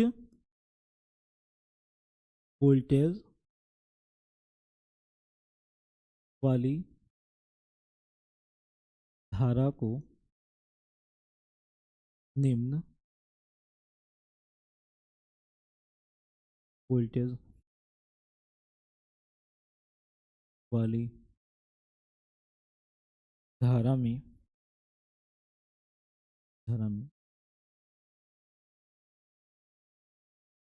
बदलने का कार्य करता है। का काम क्या होता है, इस ट्रांसफार्मर का काम क्या होता है। अपचाई का मतलब होता है उच्च वोल्टेज वाली धारा को निम्न वोल्टेज वाली धारा में बदलने का कार्य करता है। अगर हम लोग ट्रांसफार्मर ना बनाते तो पावर हाउस से बहुत ज़्यादा बिजली आती है, वो हमारे घरों में सभी उपकरण को ख़राब कर देगी। इसलिए हमें उस वोल्टेज को क्या करना होगा, कम ही करना होगा। इसलिए हम लोग कौन से ट्रांसफार्मर का यूज़ करते हैं, अपचाई ट्रांसफार्मर का। और पावर हाउस वाले कौन से ट्रांसफार्मर का यूज़ करते हैं, उच्चाई ट्रांसफार्मर का वो लोग उपयोग करते हैं। इसमें क्या होता है बच्चों, इसमें आपके जो कुंडलियां हैं वो कुछ इस प्रकार से होते हैं, देखिएगा नेक्स्ट पेज पर। यहाँ पर इनके जो कुंडलियाँ होती हैं इनमें क्या है, बहुत अधिक वोल्टेज है। मतलब ये प्राथमिक जो कुंडली होगी इसमें फेरों की संख्या क्या होगी भैया, इसमें फेरों की संख्या आपकी क्या है, ज़्यादा है। तो प्राथमिक कुंडली में अगर फेरों की संख्या ज़्यादा है और द्वितीयक कुंडली में फेरों की संख्या क्या है, कम है, तो आपके गांव में जो ट्रांसफार्मर लगा है वो क्या है, प्राथमिक में फेरों की संख्या ज़्यादा, द्वितीयक में फेरों की संख्या कम। मतलब जो यहाँ पे एनपी है प्राइमरी कुंडली और जो एनएस है सेकेंडरी कुंडली। ठीक है बच्चों, ये क्या है, इस समय जो अपचाई होता है इसमें एनपी क्या होता है, ज़्यादा होता है। किससे ज़्यादा होता है, एनएस से ज़्यादा होता है। तो ऐसे ट्रांसफार्मर जिसकी प्राथमिक कुंडली में फेरों की संख्या अधिक तथा द्वितीय कुंडली में फेरों की संख्या कम होती है उसे अपचाई ट्रांसफार्मर कहते हैं। तो आपके गांव में जो ट्रांसफार्मर लगा है बच्चों, जहां से करंट उतर रहा है उस तरफ जो फेरों की संख्या है वो ज़्यादा होती है और जिधर से हम लोग निकालते हैं उधर फेरों की संख्या कम होती है, जिससे चुंबकीय फ्लक्स में परिवर्तन होता है। और कम ही फेरे हैं तो कम ही इसमें धारा उत्पन्न होगी, क्योंकि यह अन्योन्य प्रेरण की घटना पर आधारित होता है। अन्योन्य प्रेरण के सिद्धांत पर ट्रांसफार्मर काम करता है। इससे डायरेक्ट कोई तार नहीं जुड़ा होता है, इसमें चुंबकीय फ्लक्स के मान में परिवर्तन होता है जिससे इसमें धारा उत्पन्न होती है। समझ पाए, तो बस इतना ही आपको यहाँ व्याख्या में करनी है। जब आपसे क्वेश्चन यह करेगा कि ट्रांसफार्मर क्या है, ट्रांसफार्मर की कार्यविधि, सिद्धांत तथा संचित वर्णन करिए, तब जाकर के आपको ये चीजें के साथ करते हुए आपको ट्रांसफार्मर का चित्र बनाना है। उसके बाद इसकी कार्यविधि और इसका रचना सिद्धांत, ये सारी चीजें आपको लिखनी होंगी। तब वो प्रश्न कितने नंबर का बन जाएगा, वो प्रश्न आपका 5 मार्क्स का हो जाएगा। ये प्रश्न आपका 3 मार्क्स का था, इसलिए यहाँ तक कि आपको करना है और ये आपका 3 नंबर आपका डन हो जाएगा। बिल्कुल सही, इस तरीके से आपको इसका अध्ययन करना है। आप स्क्रीनशॉट ले सकते हैं और बढ़ते हैं हम लोग अगले क्वेश्चन की ओर। देखिएगा, ये हमारा पहला पेज था, ये चीज़ ठीक है। यहाँ से हम लोगों ने ट्रांसफार्मर का अच्छे तरीके से अध्ययन कर लिया। अब बढ़ते हैं अपने और भी क्वेश्चन की ओर। और अगला क्वेश्चन क्या है, आप देखिएगा ऐसा क्वेश्चन है हमारा अगला प्रश्न। अब तक हमने 2 प्रश्न को सीख लिया। ये देखिए तीसरा प्रश्न ऐसा है आज का। यहाँ पर देखिए ये प्रश्न कैसा है, जरा देखिए। गैल्वेनोमीटर को वोल्ट मीटर तथा अमीटर में परिवर्तित कीजिए। जो आपका गैल्वेनोमीटर है, बायो सेवर्ट वाले चैप्टर को याद करिए। गैल्वेनोमीटर जो है इसे हम लोग धारामापी कहते हैं। वह गैल्वेनोमीटर को किस तरीके से अमीटर तथा वोल्ट मीटर में बदलें। आपकी जो बुक होती है बच्चों, उस बुक में पहले हम लोग क्या सीखते हैं, गैल्वेनोमीटर यानी धारामापी, और धारामापी के तत्पश्चात क्या सीखते हैं, अमीटर यानी धारामापी को आपको अमीटर में बदलना और धारामापी को वोल्ट मीटर में बदलना। यहाँ पर आपको कंफ्यूज करने के लिए गैल्वेनोमीटर दिया है, गैल्वेनोमीटर से वोल्ट मीटर में कन्वर्ट करो और गैल्वेनोमीटर को क्या कर दो, अमीटर में बदल दो। सिंपल सा इसका फंडा है, देखिएगा करते हैं और देखते हैं आपका जो पेज है वो किस तरीके से इस पर लिखना है। 5वें का खा क्वेश्चन जो हमें उत्तर देना हो, कैसे देना है, 5वें का खा। ठीक है बच्चों, यहाँ पर लिखते हैं 5 प्रश्न उत्तर संख्या ऐसा दे रहे हैं। 5वें का खा का हम लोग उत्तर दे रहे हैं। जो हमसे पूछा गया है कि गैल्वेनोमीटर को वोल्ट मीटर तथा अमीटर में कैसे परिवर्तित करें। तो देखिएगा बच्चा पार्टी, यहाँ पर आपका जो गैल्वेनोमीटर है कैसे, पहले आपको इसके अच्छे तरीके से आंसर राइटिंग कैसे करना है, गैल्वेनोमीटर क्या है उसको बताओ। तो गैल्वेनोमीटर को क्या कहते हैं, धारामापी कहते हैं। तो आपको सबसे पहले एग्जामिनर को बता देना कि भैया हम जानते हैं, हम इलेक्ट्रॉनिक दुकानों पर गए हैं अपने सामानों को बनाने। वो लोगों के पास एक मशीन होती है जिससे वो देखते हैं कहाँ पर करंट आया है, कहाँ पर करंट नहीं आया है और किस डायरेक्शन में करंट प्रवाहित हो रहा है। तो निम्न धारा का दिशा व परिमाण ज्ञात करने के लिए जो इलेक्ट्रॉनिक युक्ति या इलेक्ट्रॉनिक डिवाइस हम लोग काम में लेते हैं उसको कहा गया है धारा मापी या गैल्वेनोमीटर। गैल्वेनोमीटर एक इंग्लिश वर्ड है और उसको हम लोग क्या बोलते हैं, धारा मापी। तो यहाँ उसको कन्वर्ट करके आप अपने हिसाब से बताएंगे कि हाँ हमने जानते हैं धारा मापी तो क्या होता है, धारा मापी। तो पहले धारा मापी के बारे में बताएंगे, धारा मापी। धारा मापी को ही गैल्वेनोमीटर कहते हैं, समझ पा रहे हो। तो धारा मापी ही गैल्वेनोमीटर है, गैल्वेनोमीटर को हम लोग धारा मापी कहते हैं। तो धारा मापी क्या होता है, या निम्न धारा की दिशा व परिमाण ज्ञात करने की युक्ति है। ठीक है, इसके बारे में थोड़ा सा लिखते हैं और इसको बताएं। यह निम्न धारा की दिशा व परिमाण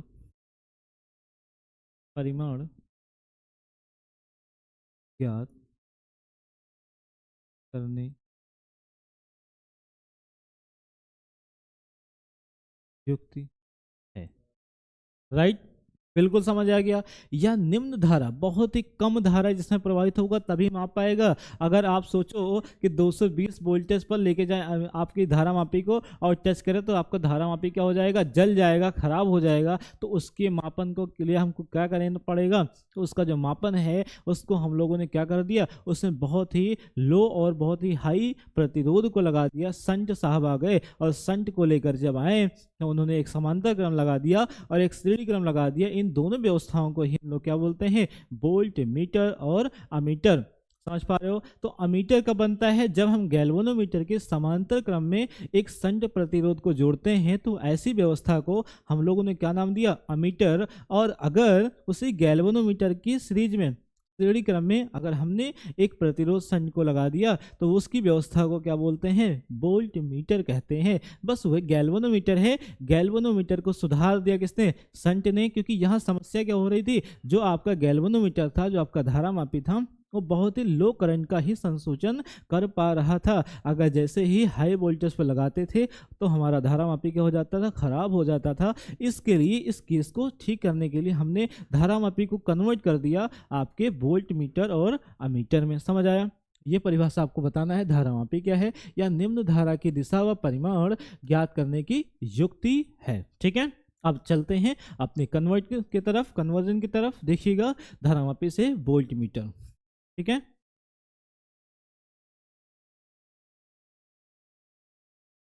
धारा मापी को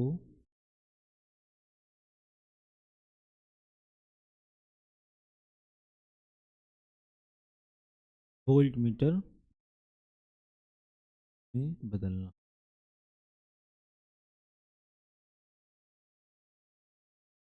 ठीक है, हमारा ये क्वेश्चन है, धारा मापी को वोल्ट मीटर में बदलना। गैल्वेनोमीटर को हम किस तरीके से वोल्ट मीटर में बदल सकते हैं। बच्चों क्या होता है यहाँ पर, धारा मापी को वोल्ट मीटर में बदलने के लिए, धारा मापी के वोल्ट मीटर बदलने, तो धारा मापी के श्रेणी क्रम में एक संट प्रतिरोध को लगाने से धारा मापी वोल्ट मीटर में बदल जाती है। ये परिभाषा इसकी लिख देते हैं अच्छे तरीके से।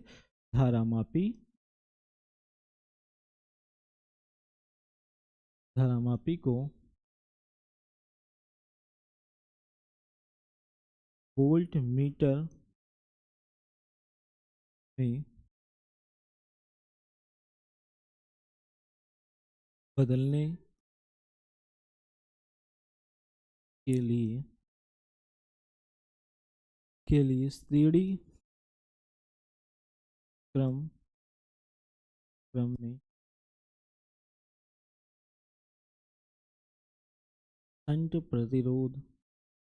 में संट प्रतिरोध को लगाने से धारा मापी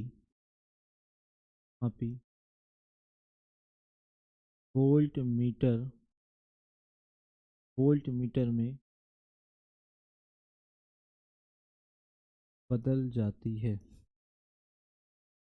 ठीक है बच्चों, इतनी चीज़ें आपको लिखना है कि आपका जो धारा मापी है, अगर उसके श्रेणी क्रम में हमने एक संट भाई साहब को लगा दिया, संट एक साइंटिस्ट हैं, इन्होंने एक प्रतिरोध को लाया, अगर हमने प्रतिरोध को लगा दिया तो वह प्रतिरोध क्या काम करता है, वो बहुत ही वोल्ट मीटर, बहुत ही अधिक वोल्टेज को हम मापेंगे और हमारा गैल्वेनोमीटर जो है वो जलेगा नहीं, खराब नहीं होगा और हमें सही डायरेक्शन और सही परिमाण का माप देता है। ठीक है, वही लिखा हमने, धारा मापी को वोल्ट मीटर में बदलने के लिए श्रेणी क्रम में संट प्रतिरोध को लगाने से धारा मापी वोल्ट मीटर में बदल जाता है। वोल्ट मीटर कोई ऐसी वैसी डिवाइस नहीं, हमारे धारा मापी ही बना, बस धारा मापी का हम सुधार कर चुके। तो हमें जो साइंस है वो हम इसलिए पढ़ते हैं ताकि आप लोग सीखें और कुछ नया इनोवेशन करें, कुछ नया बनाएं।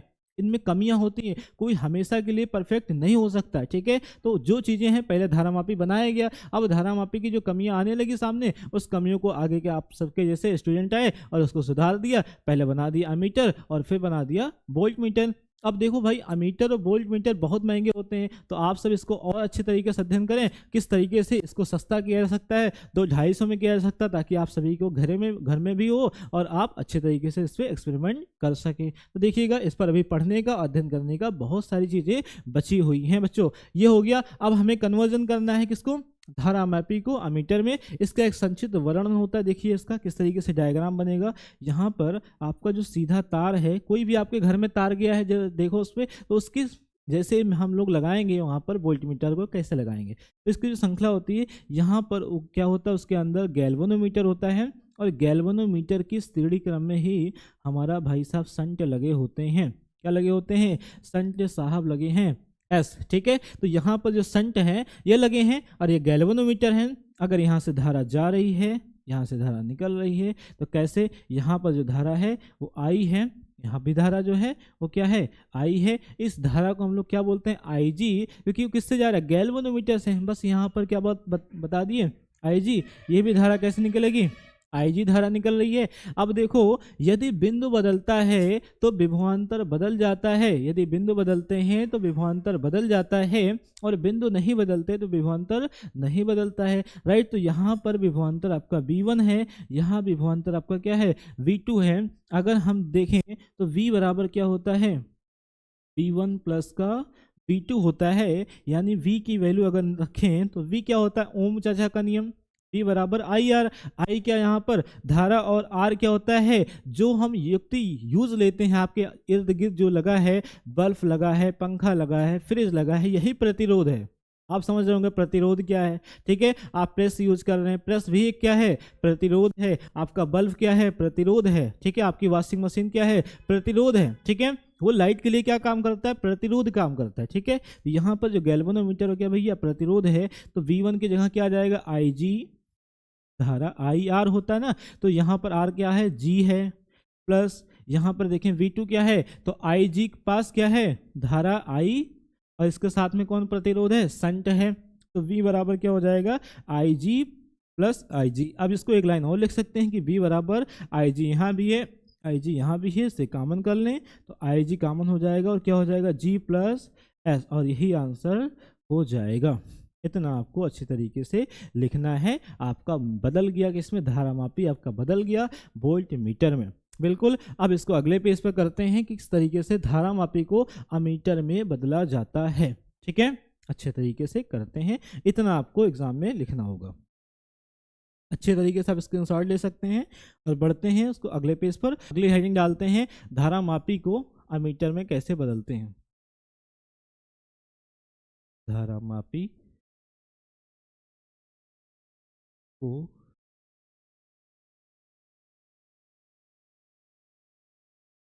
अमीटर में बदलना। धारामापी को अमीटर में बदलने के लिए संट ने क्या बताया, संट ने क्या कहा कि हमने दोनों बनाया है, तो एक बार हमने एक्सपेरिमेंट करते से श्रेणी में लगाया, एक में समांतर लगाया। तो यहाँ पर जब समांतर लगाया तो उनका क्या बन गया, अमीटर बन गया, जो धारा का मान बताने लगा, और जो वोल्ट मीटर बनाया वो वोल्टेज बताने लगा। तो एक वोल्टेज बनाने की युक्ति बन गई और एक धारा बताने की युक्ति बन गई। तो देखिएगा यहाँ पर ये धारामापी को कन्वर्ट करना किसमें, अमीटर में। धारामापी को अमीटर में बदलने के लिए धारामापी के समांतर क्रम में शंट प्रतिरोध को लगाने से धारामापी अमीटर में बदल जाता है। ये चीजें अच्छे तरीके से लिखना। धारा मापी को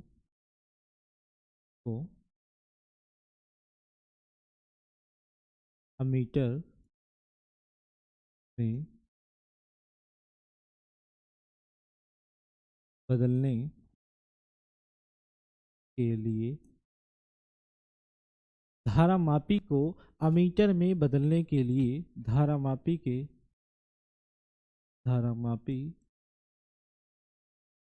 के समांतर धारामापी के समांतर क्रम में शंट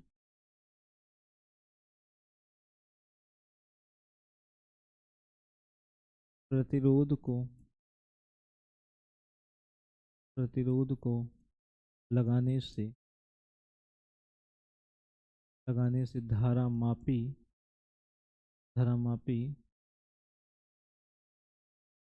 अमीटर में बदल जाती है।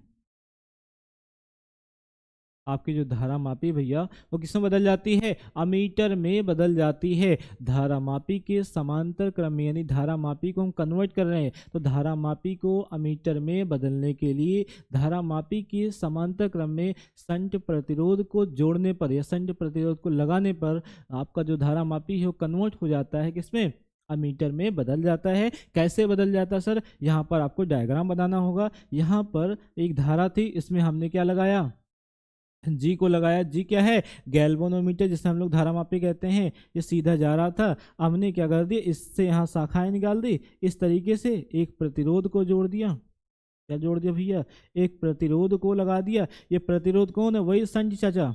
कौन है? शंट है। तो यहाँ शंट को लगा दिया। ये आपका गैल्वेनोमीटर है। यहाँ से जो नॉर्मल धारा जा रही थी आई, वो आई यहाँ पर पहुँचने के बाद दो हिस्सों में कन्वर्ट हो गई, बदल गई। यहाँ पर हो गई इसके संगत आई तो आई जी बन गया।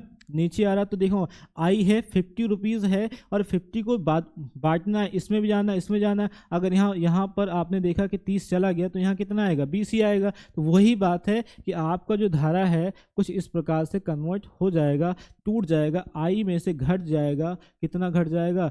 आई जी। कुछ उधर चला गया, कुछ इधर चला गया, तो आई माइनस आई जी हो जाएगा। अब देखना यहाँ भी बिंदु और यहाँ का जो बिंदु है वो ए है और ये कैसा है? बी है। और अगर आपका बिंदु नहीं बदलता है तो विभवांतर नहीं बदलते हैं। मतलब जितना विभवांतर इसका है आई जी और जी गैल्वेनोमीटर का, उतना ही विभवांतर इस प्रतिरोध का भी होने वाला है बच्चों। तो यानी कि ये जो प्रतिरोध है कैसे होगा बताओ? आपकी ए व बी का विभवांतर, ठीक है, ए व बी का विभवांतर एक समान है। मतलब जो आपका विभवांतर यहाँ पर है वही विभवांतर यहाँ पर है। अगर विभवांतर समान है तो विभवांतर क्या होता है? ओम का नियम बी बराबर क्या जानते हैं आप? I R. कितना होता है? आई आर होता है। तो यानी V अगर सेम है तो जो B1 है यहाँ, जो B2 है यहाँ, वो दोनों कैसे होंगे? इक्वल होंगे। तो आप निकाल के बताएंगे एग्जामिनर को कि चूंकि हम अगर B1 निकालें तो B1 कहाँ पर होगा? यहाँ कहीं होगा B1, और यहाँ निकालें तो यहाँ क्या होगा? V2 होगा। तो V1 क्या होगा? I की जगह क्या है? IG है, और R की जगह कौन है? G, आपका कैपिटल वाला G है। तो ये हो जाएगा। और यहाँ पर अगर बात करें तो आपका जो V2 होगा वो V2 कुछ इस प्रकार से होगा। यहाँ के लिए बात करें तो धारा आपका कैसा है? I माइनस आई जी, और प्रतिरोध क्या है? शंट साहब हैं। तो यहाँ V2 हो गया, V1 हो गया, और दोनों का आपका विभवांतर कैसा है? बराबर है। तो बताओ यहाँ कि चूंकि V1 बराबर है किसके? V2 के है, तो ये भी बराबर होगा। अगर ये LHS बराबर है तो RHS भी बराबर होगा। तो यानी आई जी कैप और जी ये बराबर हो जाएंगे। कैसे बराबर हो जाएंगे? ये आई जी कैपिटल जी बराबर का ये वाला फंक्शन बराबर हो जाएगा किसके? यहाँ पर I माइनस का IG और S, और यही हो जाएगा आपका क्या आंसर हो जाएगा। तो इस प्रकार से आपको कन्वर्ट करना है। ये सारे बहुत ही इंपॉर्टेंट क्वेश्चन, ऐसे लेवल के क्वेश्चन आपके पेपर में आते हैं, और ये सब अनसॉल्व के उठाए गए प्रश्न हैं बच्चों, ठीक है। ये पिछले प्रीवियस ईयर पेपर में क्वेश्चन आए हुए हैं। किस तरीके से कॉपी में लिखना है, किस तरीके से सॉल्व करना है, कहाँ डायग्राम बनाना है, ये सारी प्रक्रिया हम आपको अच्छे तरीके से सिखा रहे हैं। बिल्कुल आ गया, इसका स्क्रीनशॉट ले लें और इसका प्रैक्टिस आप जरूर करें। ऐसे क्वेश्चन आपको एग्जाम में बिल्कुल मिलेंगे। हम लोग 7 सेट को अच्छे तरीके से सॉल्व करने वाले हैं, उसी से आपका पूरा 70 का 70 मार्क्स का पेपर पूरा होगा, ठीक है बच्चों। ये हो गया, आप स्क्रीनशॉट ले सकते हैं कि हमने ये चीज़ों को अच्छे तरीके से पढ़ लिया। यहाँ से अपन का प्रश्न उत्तर शुरू हुआ था। देखो, जो भी प्रश्न 3 नंबर का होगा वो वैल्यू का होगा, उसमें आपको समय लगाना होगा। इसको सीख लेंगे तो 3 मिनट का क्वेश्चन था, लेकिन हमें यहाँ समय इसलिए लग रहा है क्योंकि हम आपको समझा रहे हैं, हम आपको लिखने के तरीका बता रहे हैं, लिख लिख के बता रहे हैं, ठीक है। और कि अगर जैसे याद होता है फटाफट हो जाएगा। चलिए देखते हैं अगले क्वेश्चन की ओर, और अगला प्रश्न आपका क्या होता है, ठीक है। देखते हैं अगला प्रश्न कैसा है, जरा देखें। यहाँ पर हम लोग जो सॉल्व कर रहे हैं कैसा प्रश्न है, ये हो गया आज का, और ये हो गया, और ये हो गया। अब अगला जो गा वाला प्रश्न है वो कैसा प्रश्न है, यहाँ पूछा गया है फैराडे के नियमों की व्याख्या विद्युत चुम्बकीय प्रेरण की घटना को फैराडे ने किस प्रकार समझाया। आप अभी जो धारा की बात कर रहे थे, वो धारा उत्पन्न कैसे होती है। आपके यहाँ इर्द गिर्द जो शादियाँ होती हैं, वहाँ शादियों में जो जनरेटर आता है, डायनेमो काम करता है, वो डायनेमो फलाने के उस पर काम कर रहा है, ठीक है।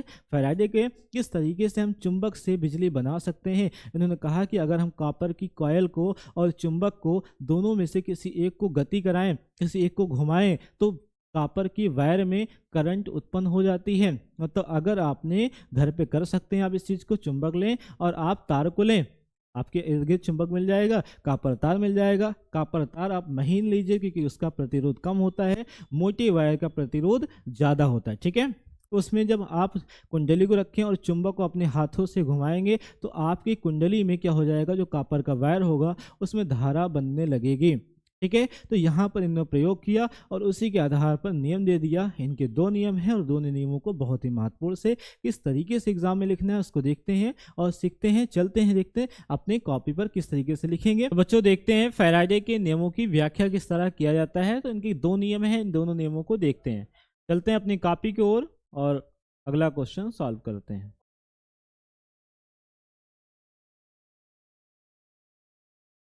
हम लोग उत्तर दे रहे हैं किसका, 5वें का गा, जिसमें हम लोग बताने वाले हैं कि फैराडे का जो व्याख्या है किस तरीके से किया जा सकता है। मतलब फैराडे ने विद्युत चुम्बकीय के बारे में किस तरीके से बताया, जो हमारी घटना है किस तरीके से हम विद्युत धारा को उत्पन्न करते हैं चुंबक की सहायता से।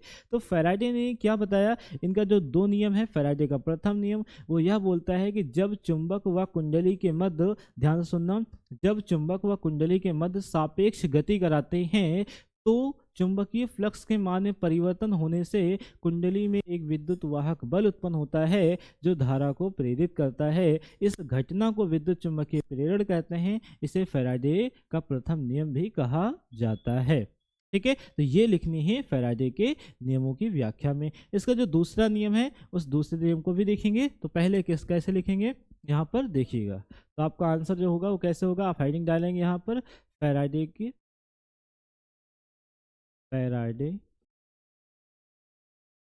का प्रथम नियम। तो फैराडे के 2 नियम हैं, इनमें से बात करेंगे फैराडे के प्रथम नियम पर। तो फैराडे का प्रथम नियम, फैराडे के जो प्रथम नियम है भैया, वो कैसे बताया गया कि जब चुंबक व कुंडली के मध्य, आप एक कुंडली को लीजिए और एक चुंबक को लीजिए, दोनों में से किसी को भी, रिलेटिव सापेक्ष का मतलब होता है कि दोनों में से कोई भी, चाहे आप चुंबक को रोके कुंडली को घुमाओ और चाहे कुंडली को रोको चुंबक को घुमाओ, कभी भी धारा उसमें कुंडली में आपके बनेगा ही बनेगा, ठीक है। लेकिन यहाँ पर हमारे जो पावर हाउस में जो हमारे करंट आते हैं, जो हमारे यहाँ बिजली बनती है, वहाँ पर चुंबक को, बड़े बड़े शक्तिशाली चुंबक को रोका गया है और कुंडली को टरबाइन के द्वारा घुमाया जाता है, जिससे हमारी करंट को बनाया जाता है, ठीक है। तो वहाँ पर चुंबक को घुमाना बहुत कॉस्ट होता है, इसलिए हम लोग चुंबक को नहीं घुमाते, कुंडली को ही घुमाते हैं। अगर आप चुंबक को घुमा पाते हैं तो चुंबक को घुमाने पर और कुंडली को स्थिर करने पर भी धारा बनती है। इसलिए दोनों को यहाँ पर जो आंसर है वो लिखना होता है सापेक्ष में। जब जब चुंबक व कुंडली, जब चुंबक व कुंडली के मध्य, मध्य मतलब बीच, मध्य सापेक्ष गति, सापेक्ष गति, गति कराते हैं तो चुंबकीय, चुंबकीय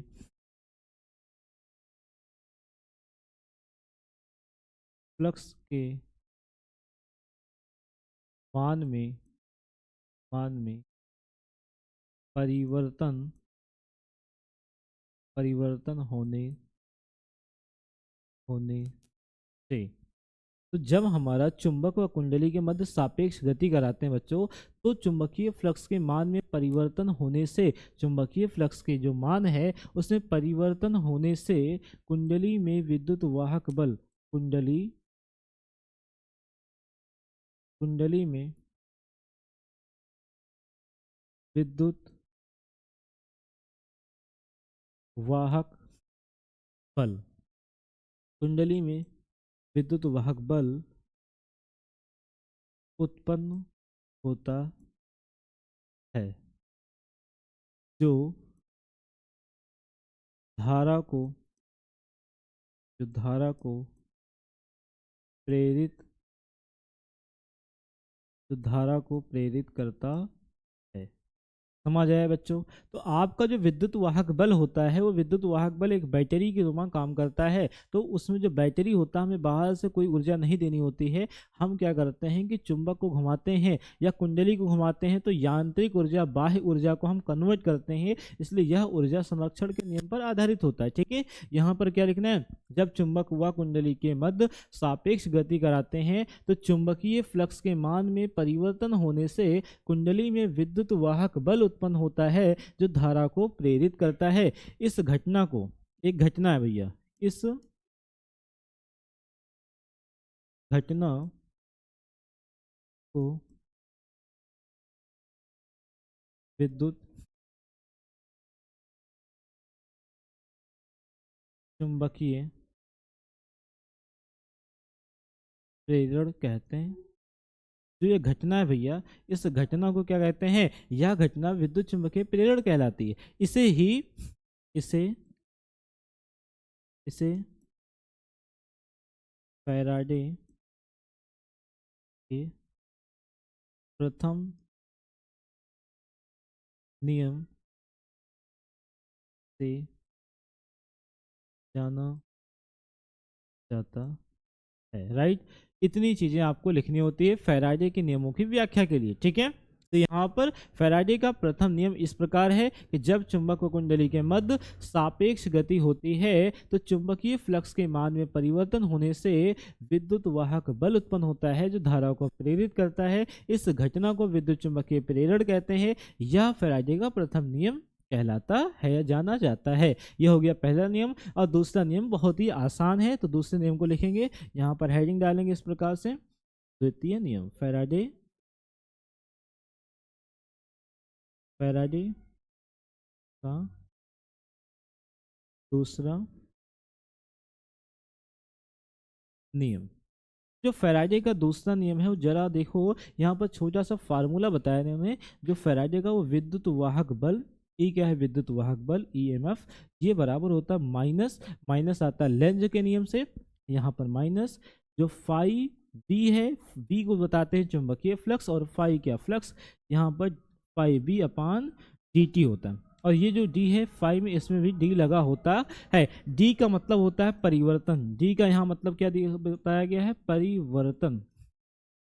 ये क्या होता है, परिवर्तन होता है। और फाइव बी क्या है, फाइव बी जो है वो चुंबकीय फ्लक्स है। फाइव बी क्या है, चुंबकीय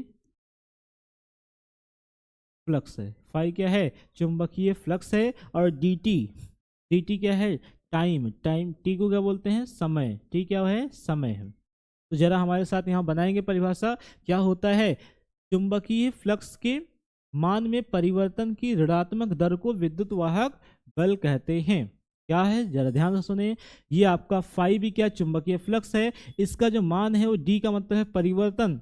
चुंबकीय फ्लक्स के मान में परिवर्तन की ऋणात्मक दर को बोलते हैं विद्युत वाहक बल। तो ये क्या है, ई विद्युत वाहक बल है। ये चुंबकीय फ्लक्स, टी क्या है, आपका टाइम है। तो परिभाषा लिख देते हैं यहाँ पर अच्छे तरीके से। चुंबकीय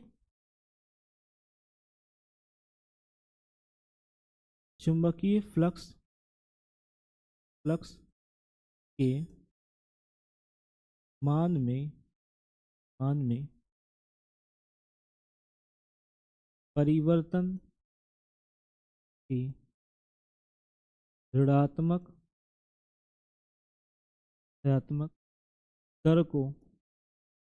ऋणात्मक दर को विद्युत वाहक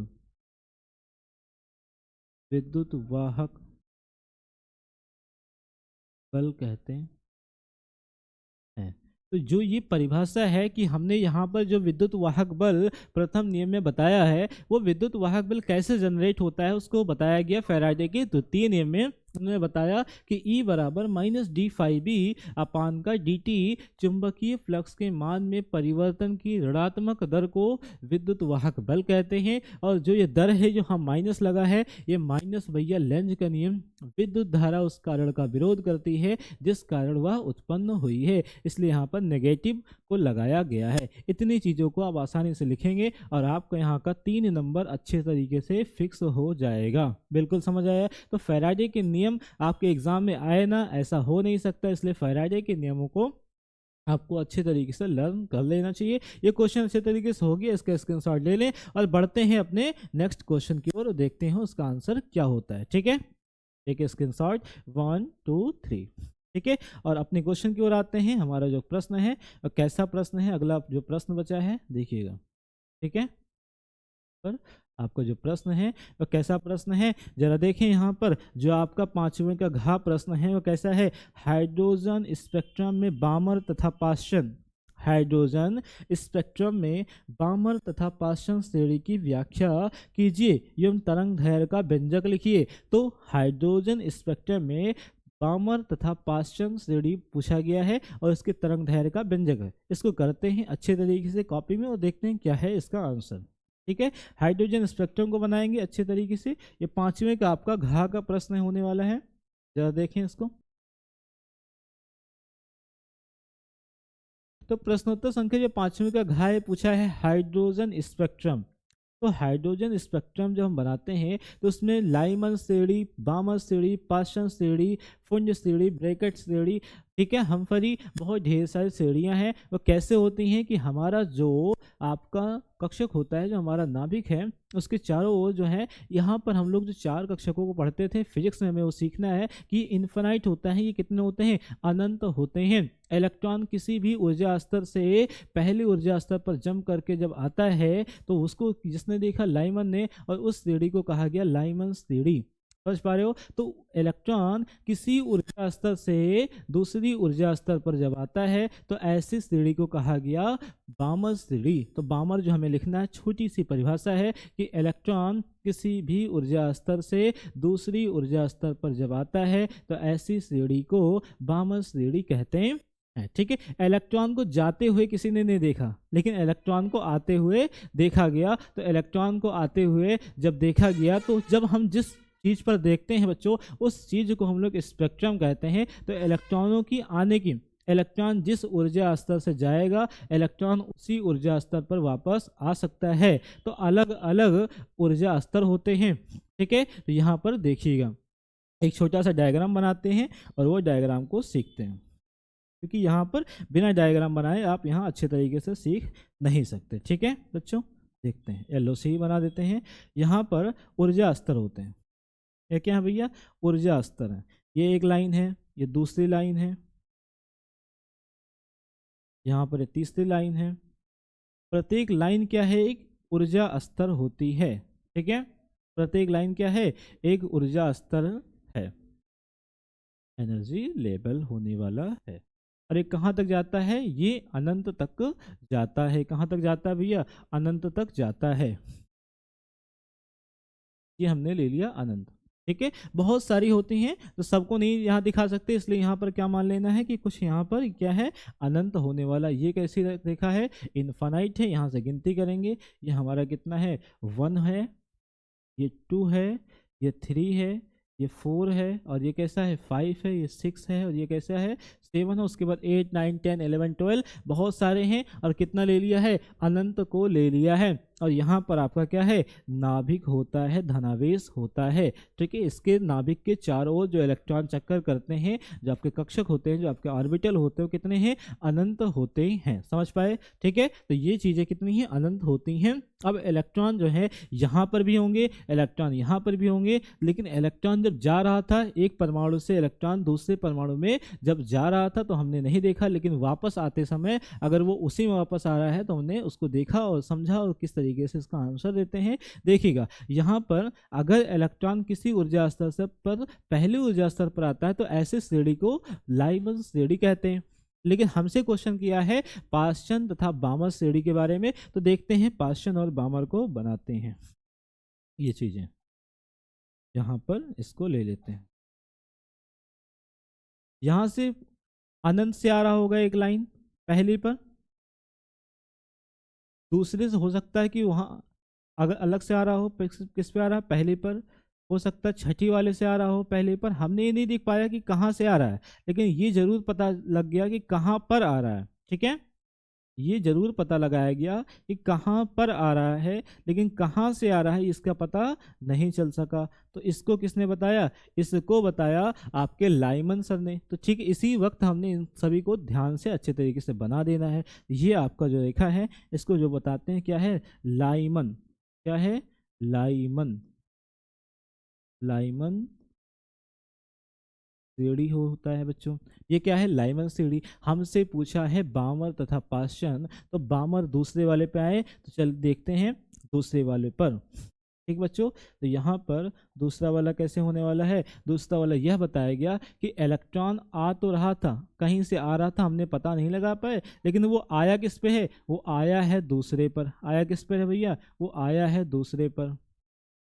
जब इलेक्ट्रॉन किसी ऊर्जा स्तर से दूसरी ऊर्जा स्तर पर आता है तो ऐसी श्रेणी को बामर श्रेणी कहते हैं। अधिकतर बच्चों को याद हो गया होगा, परिभाषाएं बहुत आसान है, आप बनाना सीखें। यहाँ पर कि जब इलेक्ट्रॉन, ये इलेक्ट्रॉनों की बात हो रही, जब इलेक्ट्रॉन किसी ऊर्जा स्तर पर दूसरी ऊर्जा स्तर पर, कैसे है, ये सभी रेखाएं क्या हैं, ऊर्जा स्तर होती हैं। और तीसरे वाले को भी बना लेते हैं ताकि फटाफट हम यहाँ पर आपको परिभाषा बता देंगे।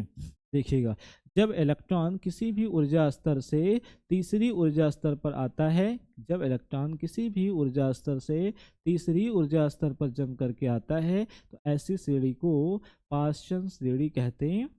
ठीक है, बिल्कुल सीख जाएंगे आप, फटाफट सीख जाएंगे ये चीज़ें। आगे अगर बनाएंगे, ठीक है बच्चों, तो यहाँ पर आ जाएगा ब्रैकेट, फिर आगे बनाएंगे फुंड आ जाएगा, फिर आगे बनाएंगे आपका हमफरी आ जाएगा। तो अलग अलग साइंटिस्ट ने आए और इस तरीके से जानकारियाँ प्रदान की। हमें यहाँ पर क्या बात करना है, ये होता है सीढ़ी भैया, ये आपका बामर है। ये क्या है, बामर होता है। ये कैसा है, बामर होता है।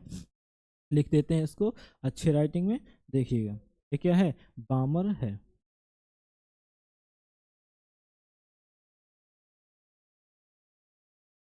ये क्या है, बामर श्रेणी है। और इस श्रेणी को क्या कहते हैं, पाश्चन श्रेणी कहते हैं। इस श्रेणी को क्या कहते हैं, पाश्चन श्रेणी कहते हैं बच्चों। ये क्या है, पाश्चन श्रेणी है। तो यहाँ पर हमसे 2 का पूछा है और 2 का हम परिभाषा लिख देंगे, हमारा ये आंसर हो जाएगा। तो बच्चों ये जो रेखा है, इस रेखा को हम लोग बोलते हैं ऊर्जा स्तर। क्या कहते हैं, ऊर्जा स्तर। तो ये क्या है, ऊर्जा स्तर है। ये प्रत्येक लाइन आपकी क्या है, ऊर्जा स्तर है। जब इलेक्ट्रॉन किसी ऊर्जा स्तर से दूसरी ऊर्जा स्तर पर आता है तो ऐसी श्रेणी को पास बामर श्रेणी कहते हैं। ये कौन सी श्रेणी है, बामर। और जब इलेक्ट्रॉन किसी ऊर्जा स्तर से तीसरी ऊर्जा स्तर पर आता है तो ऐसी श्रेणी को पाश्चन श्रेणी कहते हैं। बिल्कुल आपको याद हो गया होगा, मैं यहाँ लिख भी दे रहा हूँ तरीकेबद्ध से। इस तरीके से आपको लिखना है, हेडिंग डालना, बामर पहले पूछा है तो बामर लिखेंगे, बामर सीढ़ी। तो बामर सीढ़ी कैसे होता है, ठीक है, या बताना है जब इलेक्ट्रॉन जब इलेक्ट्रॉन किसी भी ऊर्जा स्तर से दूसरी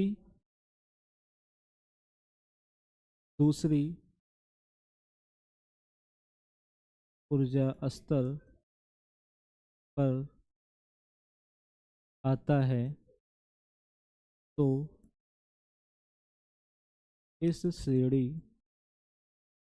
इस श्रेणी को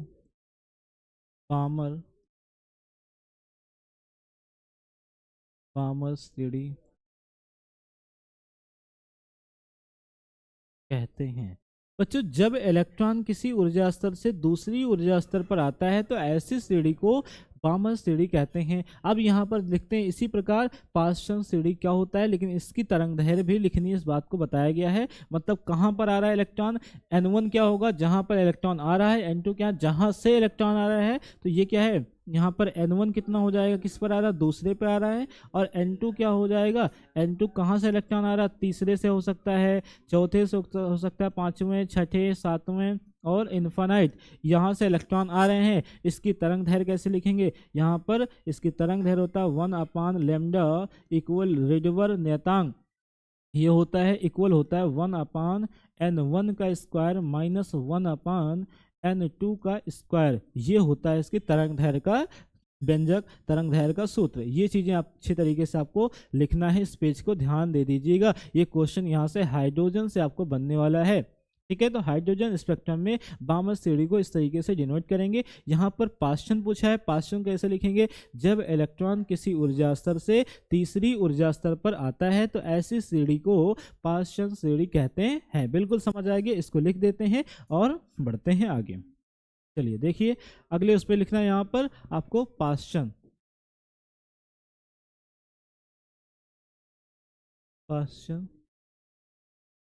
श्रेणी। तो पाश्चन श्रेणी क्या है भैया, देखना जरा, पाश्चन जो श्रेणी है उसको लिखना है जब इलेक्ट्रॉन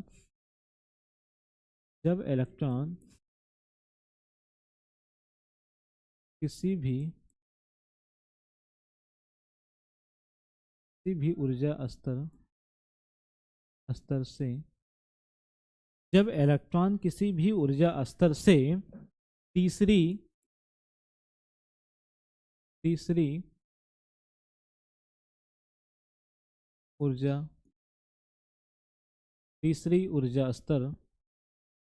ऊर्जा स्तर पर आता है तो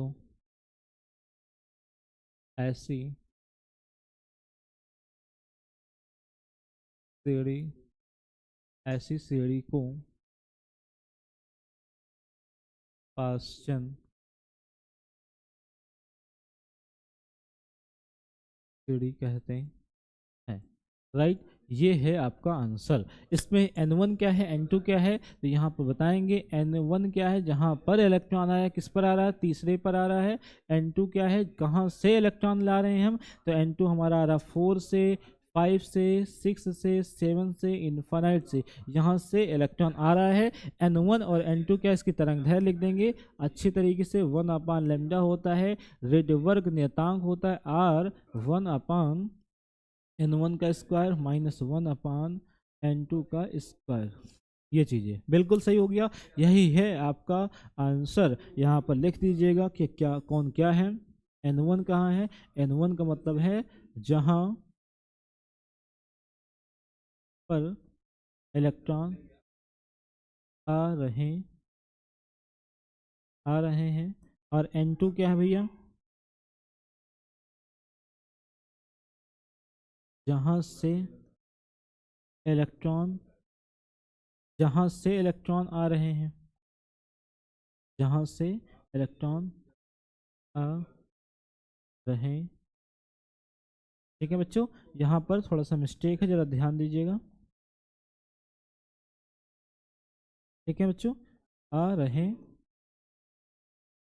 हैं। तो N1 क्या है, जहां पर इलेक्ट्रॉन आ रहे हैं, और N2 क्या है, जहां से इलेक्ट्रॉन आ रहे हैं। बिल्कुल सही। तो यहां तक के आंसर हो गए हैं। इस प्रकार से आपको हाइड्रोजन स्पेक्ट्रम के परफेक्ट डायग्राम के साथ उसकी परिभाषा को लिखना है। ये आपका आंसर राइटिंग होना चाहिए, तब जाकर के आपको 3 मार्क्स अच्छे तरीके से मिलेंगे। ये तक हो गया, और ये वीडियो काफ़ी लंबी हो जाएगी, तो अब जो बचे पार्ट हैं उसको लेते हैं नेक्स्ट पार्ट में अच्छे तरीके से। और कमेंट करके आप बताएं कि सर समय हम ज़्यादा लगा रहे हैं, तो इसको हम पहले से ही इस पर लिख दिया करें और आके आपको यहाँ पर समझा दें। तो बिल्कुल अगर आपने यहाँ तक के आए हैं तो इसका राय जरूर दीजिए कि आपको कैसा लग रहा है, कहाँ समय बचाना चाहिए, कहाँ समय नहीं बचाना चाहिए। 1 घंटे में पूरा वन सॉल्व लाएं या इसको 2-3 पार्ट में कर दें, ये आप कमेंट करना बिल्कुल भी ना भूलें। और अपने दोस्तों को शेयर जरूर कर दिया करें ताकि उनका भी फायदा हो सके। जो आपके दोस्त बाहर हैं, जो कहीं हैं, जिनका कोई नहीं हो पा रहा, वो ये क्वेश्चन को जरूर सॉल्व करें, क्योंकि ये अनसॉल्व है, यहीं से क्वेश्चन आपका फंसेगा। आप नोटबुक को कितना भी पढ़ लें, लेकिन आपको क्वेश्चन समझना नहीं समझ पाएंगे किस तरीके से क्वेश्चन को लगाया जाता है। यहाँ हम बाकायदा आपको क्वेश्चन ले रहे हैं, कॉपी में किस तरीके से लिखना है, किसका आंसर क्या है, अच्छी तरीके से मैं यहाँ समझा रहा हूँ किस तरीके से क्लास में आप पढ़ते हैं। आप किसी वन शॉट को देखते हैं, उससे बेहतर है कि यहाँ मैं वन शॉट से बेहतर समझा रहा हूँ, और ये चीज़ें विद क्वेश्चन के साथ। तो बहुत अच्छे तरीके से आप शेयर भी कर दें, और मिलते हैं नेक्स्ट वीडियो में। Thank you.